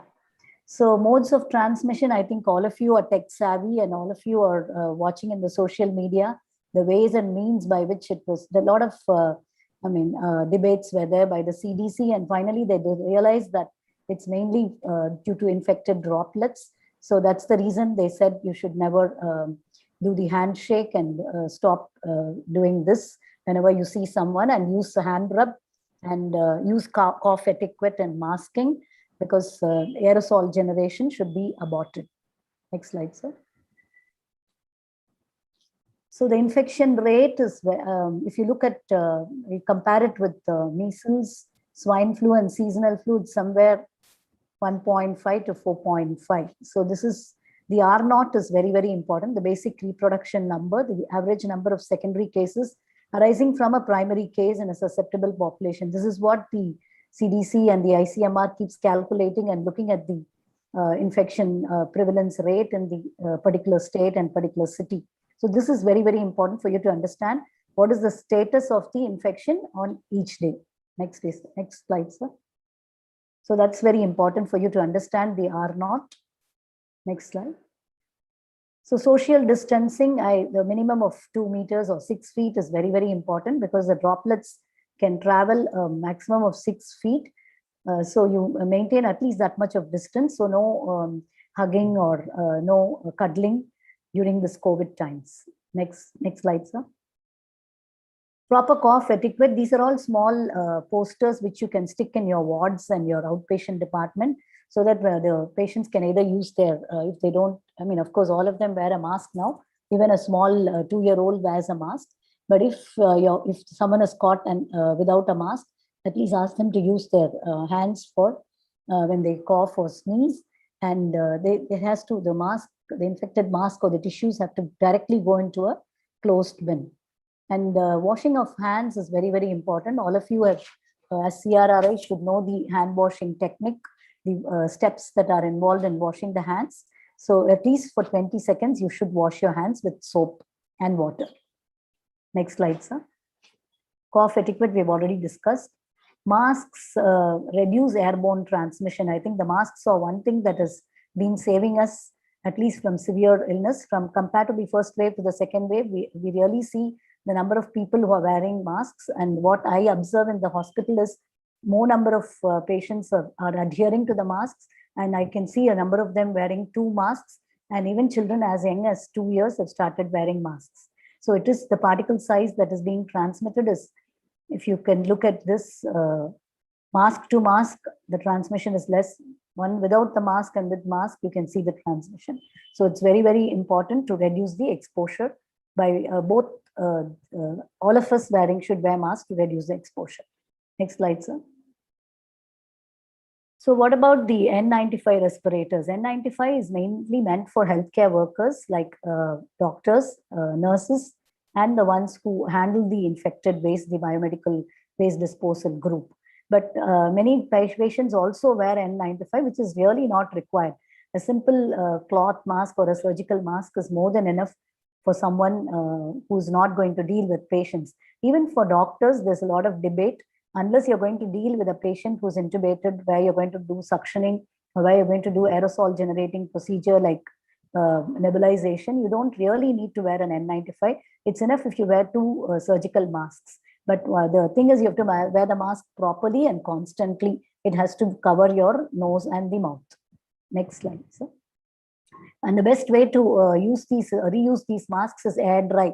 what you can either put it in a paper cover bag and leave it for 3 days and use it. So you name it as Monday, Tuesday, Wednesday, or 1, 2, 3. You can use 1, 2, 3, and then again on the 4th day use the 1. So something like that, you can follow whatever method you're comfortable with. You don't have to dispose the N95 after every use because it is expensive and it is not required. Surgical masks, we have already discussed this. You can use surgical masks too. Cloth masks, unless they should be snugly fitting the patient. It should not be something that is loose and hanging down. It has to be going around the ears, lobes, and it has to be snugly fitting. Next slide, sir. So for children, again, small size masks are available. I think Dr. Thangavelu will agree with me. All the children who are more than a year are very comfortable wearing masks. They're much better than their parents and adults. They're very comfortable. They don't meddle with the mask. They don't touch the front of the mask. They wear it properly, unless we ask them to remove it for examining their mouth or teeth or throat. Next slide, sir. Yeah, this again, I told you, they should, the recommendations are less than 5 years need not be forced to wear, but if they are willing to wear and they're cooperating, then it is not that you should say you don't have to wear. Next slide, sir. So wearing masks, I think again, all of you must be experts in doing this. What I find is with all the students, at least the postgraduates in our hospital, initially during the first wave, they wore the N95, but they kept handling the front of the mask. They'll keep on adjusting and they'll do that and then they'll touch. This is the main reason that many of them got infected during the first wave. Once you wear the N95 mask snugly, correctly, you are not supposed to handle the front of the mask. And as you all know, the front of the mask is full of viral particles. You cannot keep touching and adjusting. If at all you want to adjust the ear part of it, or adjust the N95 that comes is very nice. It's got adjustable small beads. You can adjust it nicely, so you don't have to keep touching the front of the mask. If you're using cloth masks, wash them at least daily or at least once in 2 days. Next slide, sir. So hand hygiene, at least if you're, some of them are allergic to the sanitizers. They develop dry skin, they can develop rashes. So if you're not comfortable with sanitizers, you wash your hands with soap and water, running water, properly after touching each patient, whichever way you're comfortable with. We are comfortable with sanitizers, we use sanitizer, but at the end of your outpatient clinic, you can wash your hands properly with soap and water. And similarly, after finishing your inpatient rounds, wash your hands properly with soap and water. And in between patients, if you're comfortable, use sanitizer. If you're not comfortable, wash your hands in between. That is a little cumbersome. We leave it to the individual people, but make sure that you use some form of hand hygiene. Next slide, sir. So hand washing, these are the 7 steps. That's what I mentioned. You should know these 7 steps. All of you must have done your surgical postings. Those of you who have not done your surgical postings, I think this is the COVID pandemic is the right time for you to learn the correct steps. If you're not familiar, you can look at the YouTube. These days, YouTube was available for you to teach, or you can ask the senior CRRI or a nurse, senior theater nurse will teach you how to wash the hands. Go through this from the YouTube videos. We'll not waste time on that. Next slide, sir. So yeah, I think all the steps are shown here. Yeah, I think we'll quickly move through this, sir. They can watch it on the YouTube video. We shouldn't waste time here.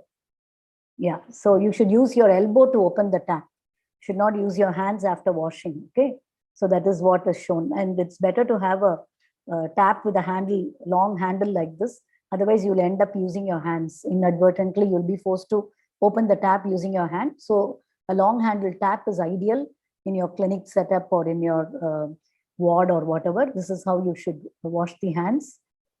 The palms, then the tips of the fingers, then the wrist, back of the thing, back of the thumb, all dorsal surfaces you have to wash. Then you'll have to wash the palms with a rotating movement. Both the palmar surface you have to wash. And then you have to, till the, wherever you wear your watch, till then you have to scrub and wash it properly. Yeah. So for those of you who are not familiar, please After watching this again, before you wash in the hospital, please watch the YouTube video. It's available in the YouTube, and also in the CRRI module that is shared in the YouTube. It is also available. Next slide, sir.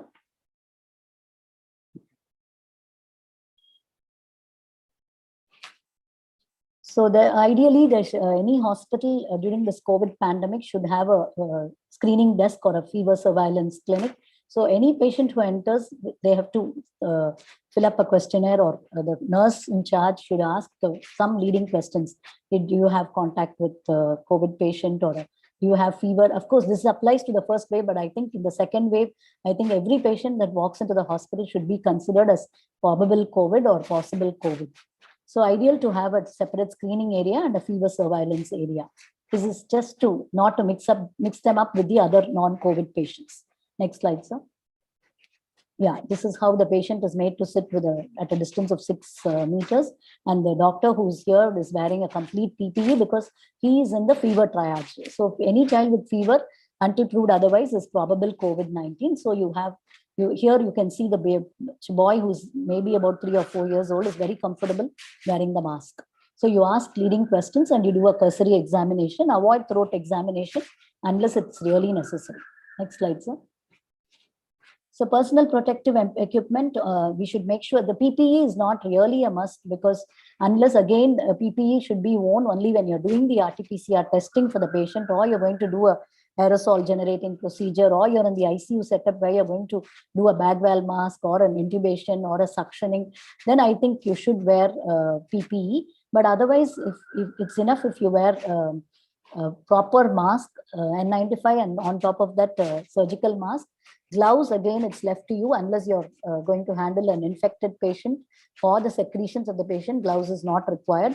Goggles or a face sheet is a must, because sometimes the eye can be a point of entry of your droplets. So, I mean, it's left to individual patients and the place of work that you're posted. If you're posted in the trauma ward or in the surgical ward or in the casualty, I think definitely you should use at least a proper double mask and a goggle or a face shield. That is more than enough. Next slide, sir.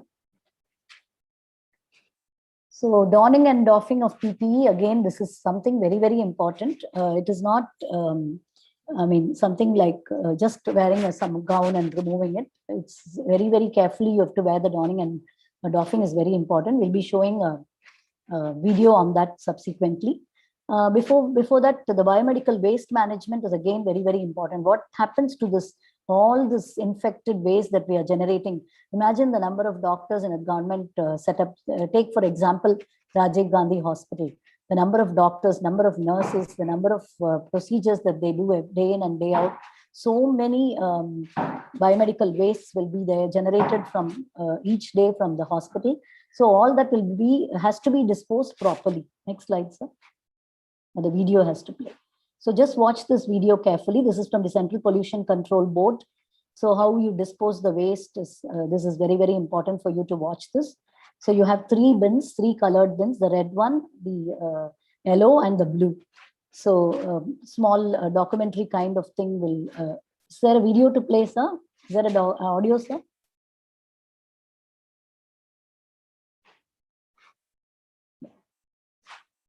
So this is a red bin.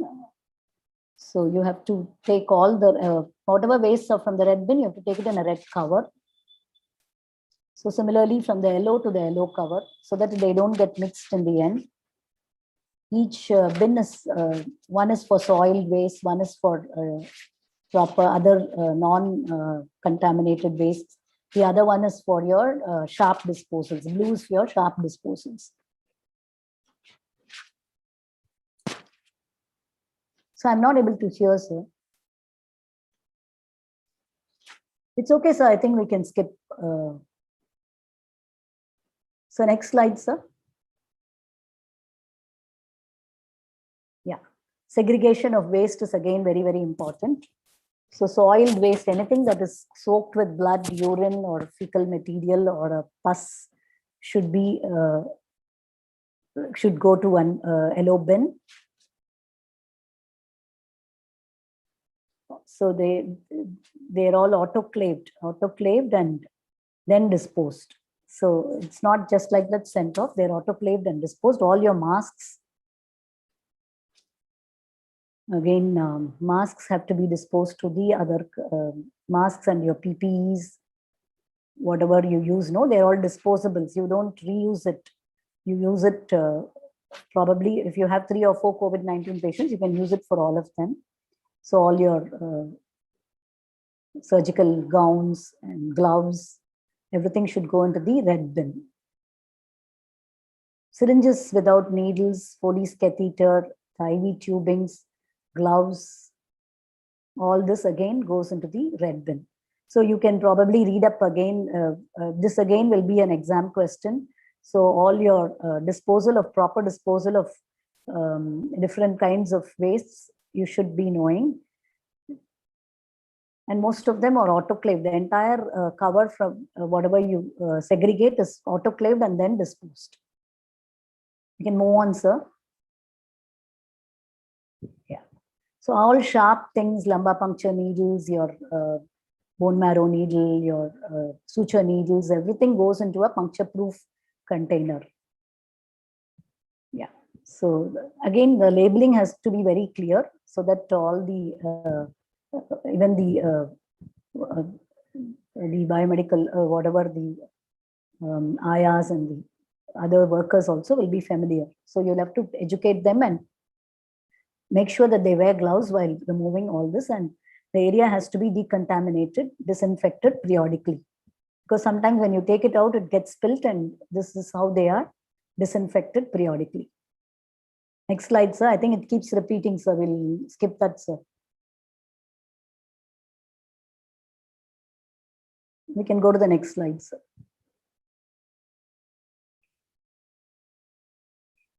So you have to have a huge biohazard bin outside the hospital somewhere from where the wastes are collected to the by the corporation. So yellow, all pathological cotton waste, dressing materials, body fluid, everything, all infected waste is there, and red is full, all your catheters, IV bottles, plastic wastes, urine bag. Probably you can take a screenshot of this particular slide so that this you can again stick it in your outpatient, in your wards, so that the nurses are familiar while disposing. Next slide, sir. Yeah, sharps should be going to the puncture-proof container. Next slide, sir. Yeah. So everything should be collected in the yellow colored bags. And home quarantine or other households, again, you'll have to ask them to put it in a paper bag, and they let them not mix it with the other wastes of the house. They have to separately put it in bins. Most of the apartments these days follow proper waste segregation. So I think they'll also be familiar with that. But if they are not familiar, you'll have to educate the patients who are doing home isolation. Next slide, sir. So home quarantine, this is very important. What instructions are you going to tell them? So you ask them to stay in a separate room in the house with an attached toilet, and always maintain a distance. Ideally, no one should enter the room unless it's really necessary. And the person inside, the infected person who's isolated, should wear a mask. And any caretaker who's going inside the room should always wear a mask. And use separate dishes, towels, bedding, etc., and which should be cleaned separately. And the floor, the tabletops, chairs, everything should be disinfected at least once a day. So, and only one member should become the caretaker, so that it's easy to do the contact tracing. Suppose the caretaker develops symptoms, then you know that, at least one only will get infected if at all they're going to get infected. Next slide, sir. So that caretakers have to be carefully told about what exactly they have to do. They have to come, as soon as they come out of the room, they should wash their hands, and they should wear a double layered cotton mask or a surgical mask, and 2 masks if they have. Most of them nowadays buy it from outside. They can wear a double layered mask. Next slide, sir.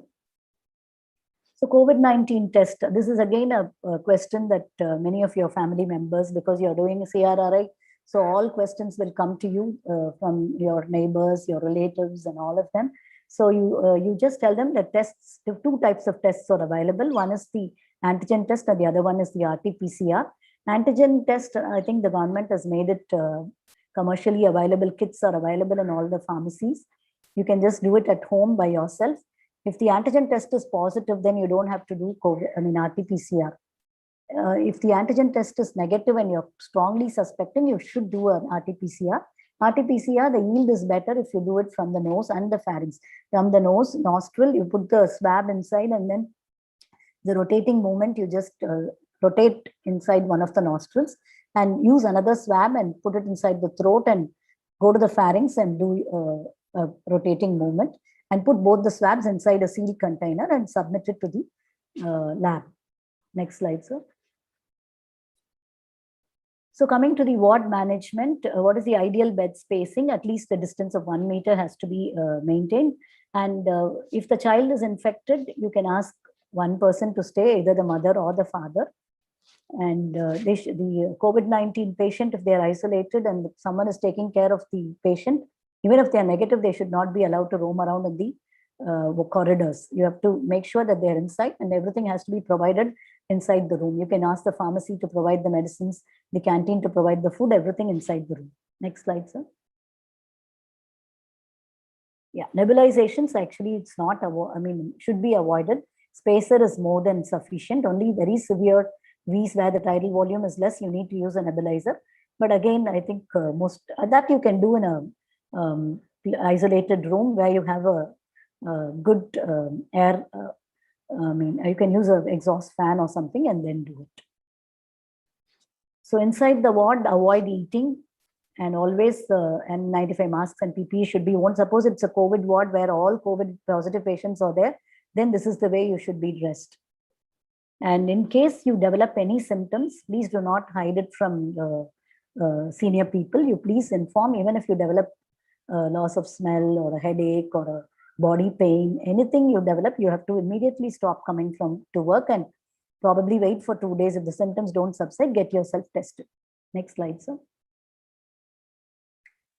So ideally, isolation, if you develop symptoms, then 10 days from the onset of symptom is enough, because the hypothesis is you must have got exposed at least 3 days prior to the onset of symptoms. So those 3 days are taken into consideration, and on the day of testing positive, it becomes 14 days.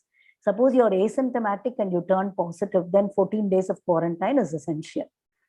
So if you're admitted in a hospital or a center where you're observed, if you don't, once your symptoms subside, you can follow home isolation. Once suppose you had some cough and you had some hypoxia and you got admitted, the moment you're better, you can always resort to home isolation. But the total duration is 10 days if you're symptomatic, 14 days if you're asymptomatic. Next slide, sir.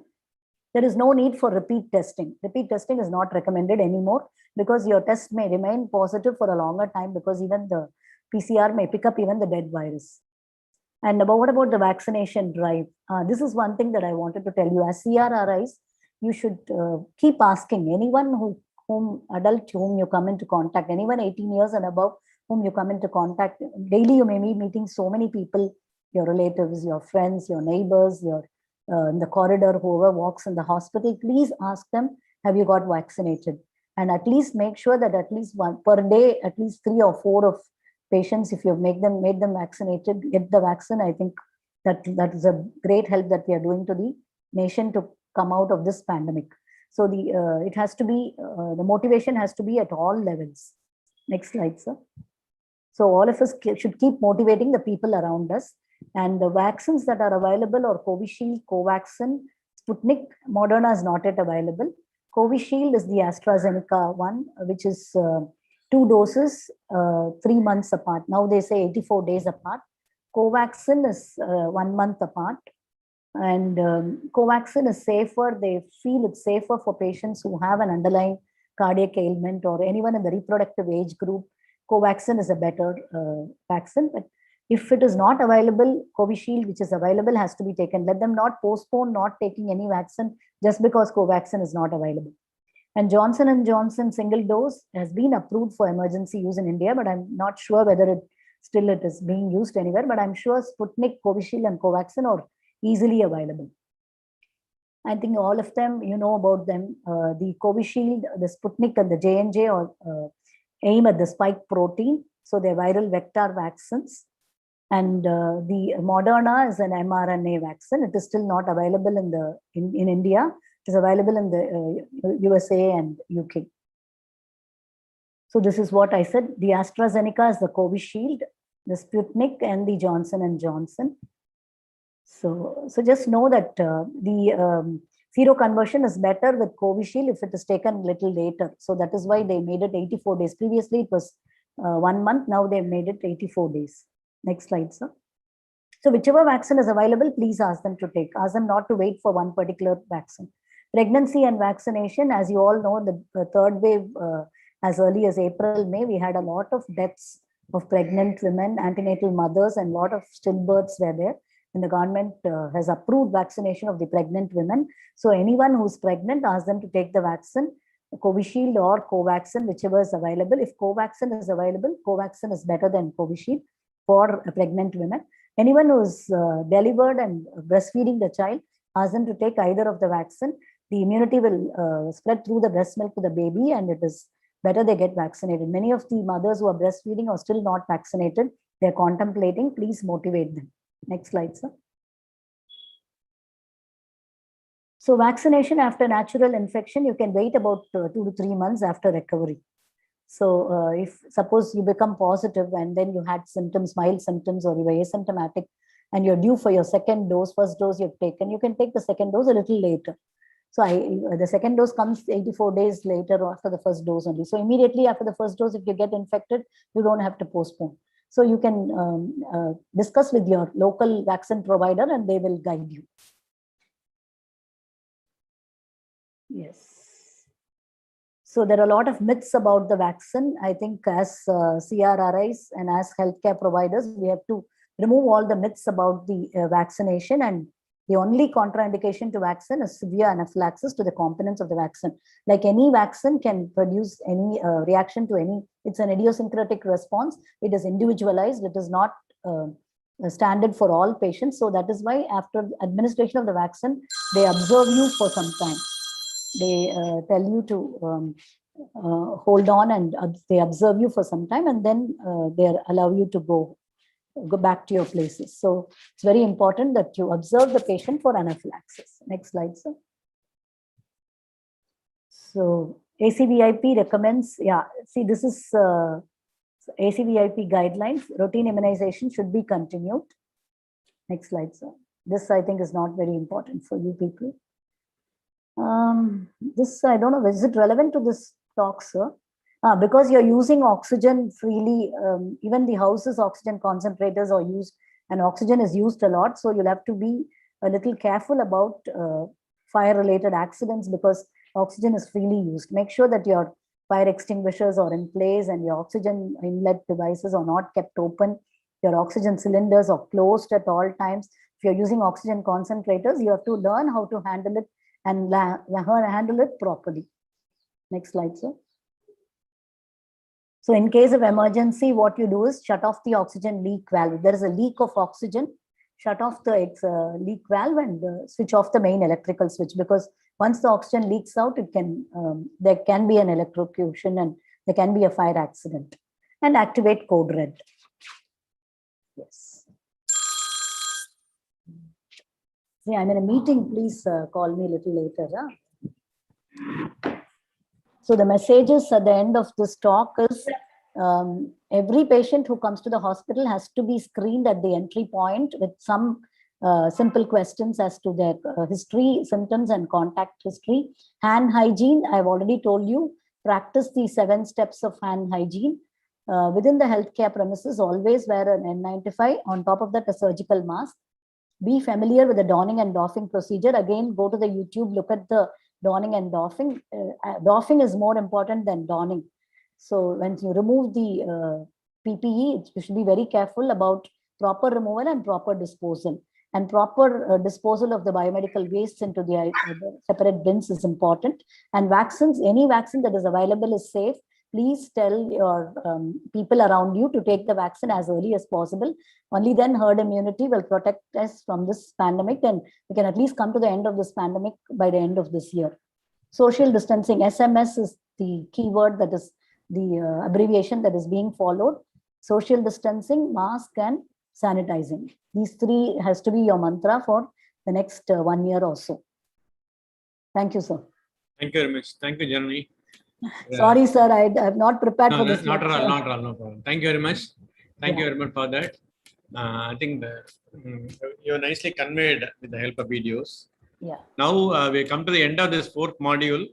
The questions are minimal only. I have a question to Dr. Srinivasan.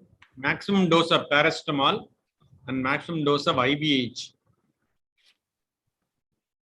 So IVIG is 70 grams is the maximum dose that is recommended by the IAP, sir.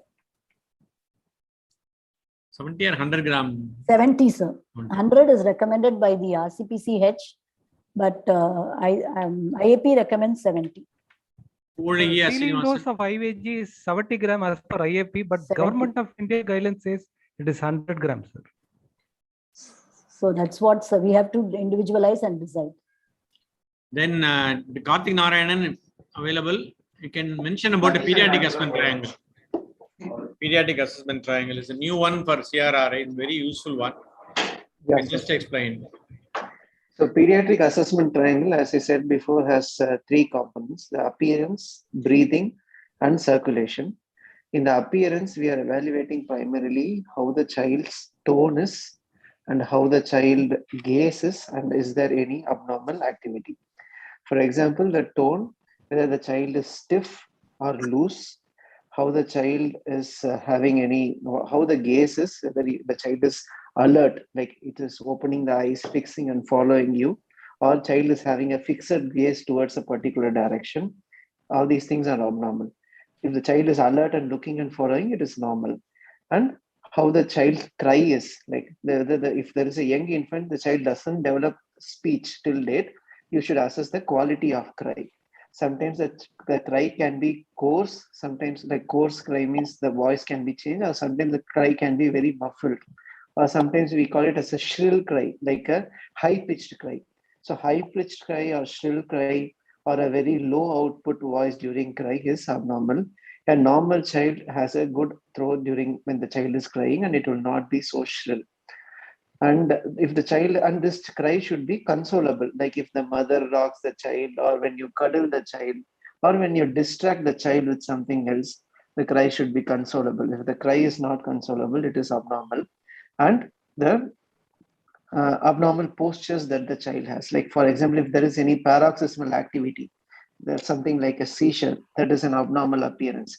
Child is posturing, it's an abnormal appearance. So what is the motor activity that you see when the child is, when you're looking at the child? So all these things are abnormal appearance, which indicates that there is a problem in the brain cortex or the brainstem or in the spinal cord. Next comes the breathing. In breathing, you are concerned about airway and respiration, breathing.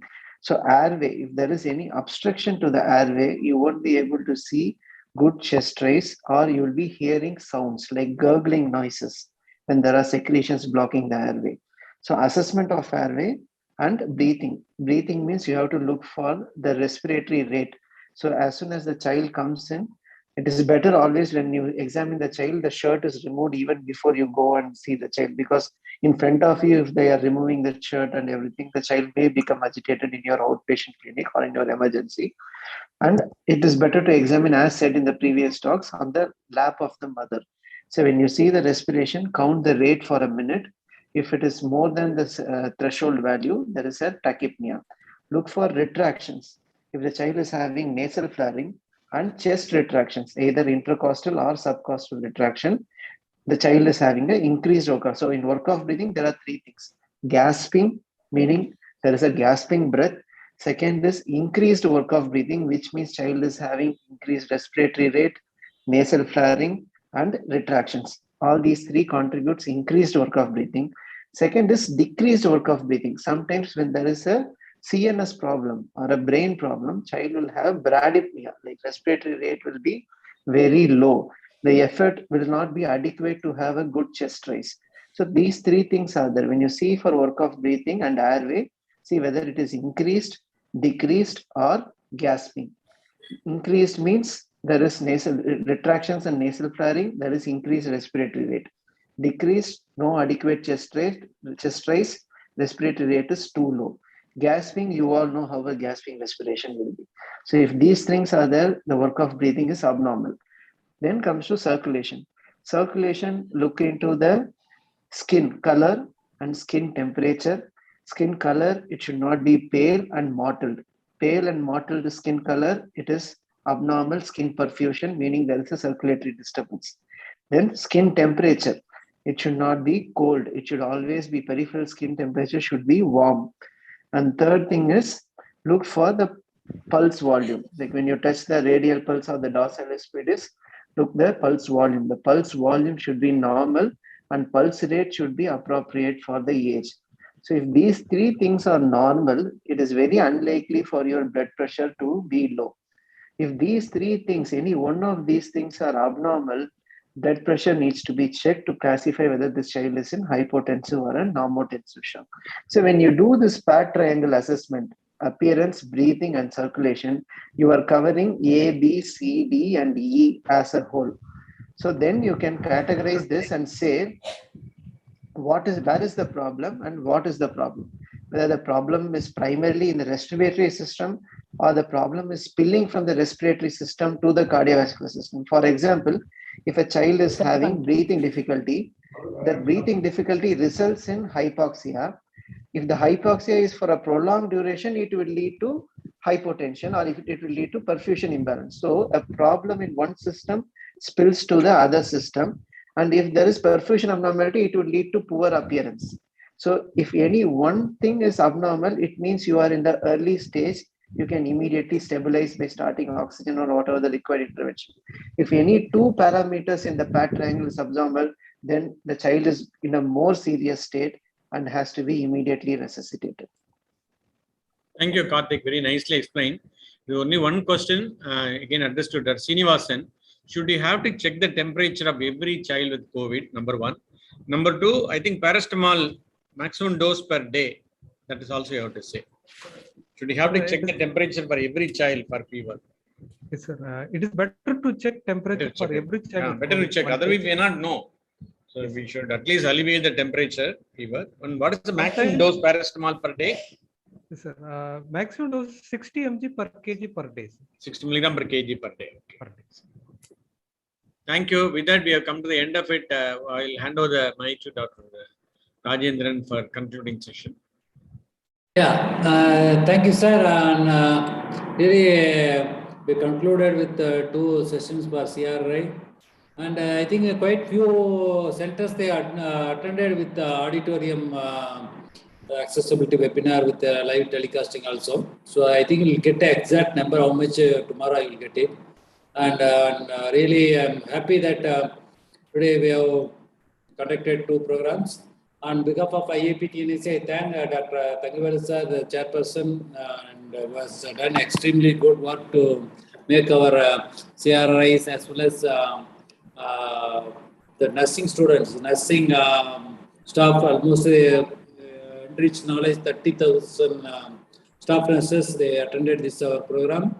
So really, our pediatric community as well as IMA doctors also, they attended almost 7,800 like that. So almost we touched all areas I think we have covered. And so I thank today's the presenter, so Dr. Moderator. I'll start with Sri Devi, who has done extremely good presentation today. And I thank Dr. Balashankar sir, who has moderated the session. And the second one is moderated by Dr. Balaji and as well as presented by Dr. Karthik Narayanan. The third one is like a clinical presentation presented by Dr. Pugalagi and faculties Dr. Srinivasan. Finally, Dr. Janani Sankar, who has helped. Dual role. She did a dual role. Thanks, Janani. Thanks for that. Yeah. I think this So that's actually the caliber of speaker, no? Any day, any day. Special thanks. Yeah, last minute they can. Thank you, sir. I would have been comfortable with the other modules, but this module. That's you have spoken very well. I think it's a Yeah. good presentation. Conveyed. Thank you. Thank you, sir. That shows your caliber. That's a great. Okay, and really happy that so we have done our best for this audio preparation. And I'll like comments from Dr. Thangavel, sir. Any comments, sir? Thank you. It was because every speaker explained the module in a different way. That way it is, in fact, it is also interesting for us how everybody teaches in a different way. I think you can do a It was nice, really nice to hear from different analysis speakers of all the module. speakers. You can have a proper. So much of enthusiasm among the speakers and moderators to participate. That is again another very nice thing which I observed among the faculty. Anyway, special thanks Thank you, to sir. Janani, and also I thank sincerely Rajendran for arranging everything. I think we should give a big hand of applause to Dr. Concurrently Rajesh. going on so many programs, he never made any mistakes in it. I think your And he brain was cells will concurrently, be talking active to throughout the- the day, sir. Talking to the end user on one side, other side to the government, to the Yeah, faculty, it's not to the easy. speakers. It's not easy. Yeah, Really a great job. It's a multitasking by Dr. Rajendran. really good. He doesn't look very effort also. He look very Doesn't look very tense at effortlessly. all. He's very You cool manage all it the so time. well. Thank you very much, I Rajendran. just saw you in the other webinar also. Really, it's a teamwork, sir. I have done my work, and Dr. Thangavel sir is a strong Saradi. Our work pannare. Okay, that speakers, faculties are getting value pannala. So I'm much comfortable. And strong persons I feel very happy and very even motivated also. Even that now that from government side they are asking that around Director of Public Health as well as DMS and DME side, around 22,000 doctors are there. They are requesting us to do a module for them also. I told I will discuss and we'll let you know. I will inform, but they are requesting us. Even Dr. Purnalingam sir and our Same the CRRI module we can do, sir. Yeah. And we can do it some little bit of modification. And I am already in touch with Dr. Thangavel sir. So that also we will plan it accordingly. We'll certainly will discuss and we can do it within a couple of weeks. We will start. Sure. Thank you, sir. Yeah, thank you, sir. Thank you very much. Thanks, Thank you, everybody. sir. Thank you. We'll meet again. Thank you so much, sir. Thank you. Thank you, Puri. Thank Hi, you. Thank you, Puvaragi. Bye. Hi, thank you. It was very nice listening to you. Put your video on, no? I didn't see you for a long time. Oh, Thank you, ma'am. Thank you, sir. Thank you, everybody. Thank you. yeah. Long time. Take care, stay safe. Yeah. Okay. Bye, Karthik. Nice explanation. Yeah, good. Thank you, ma'am.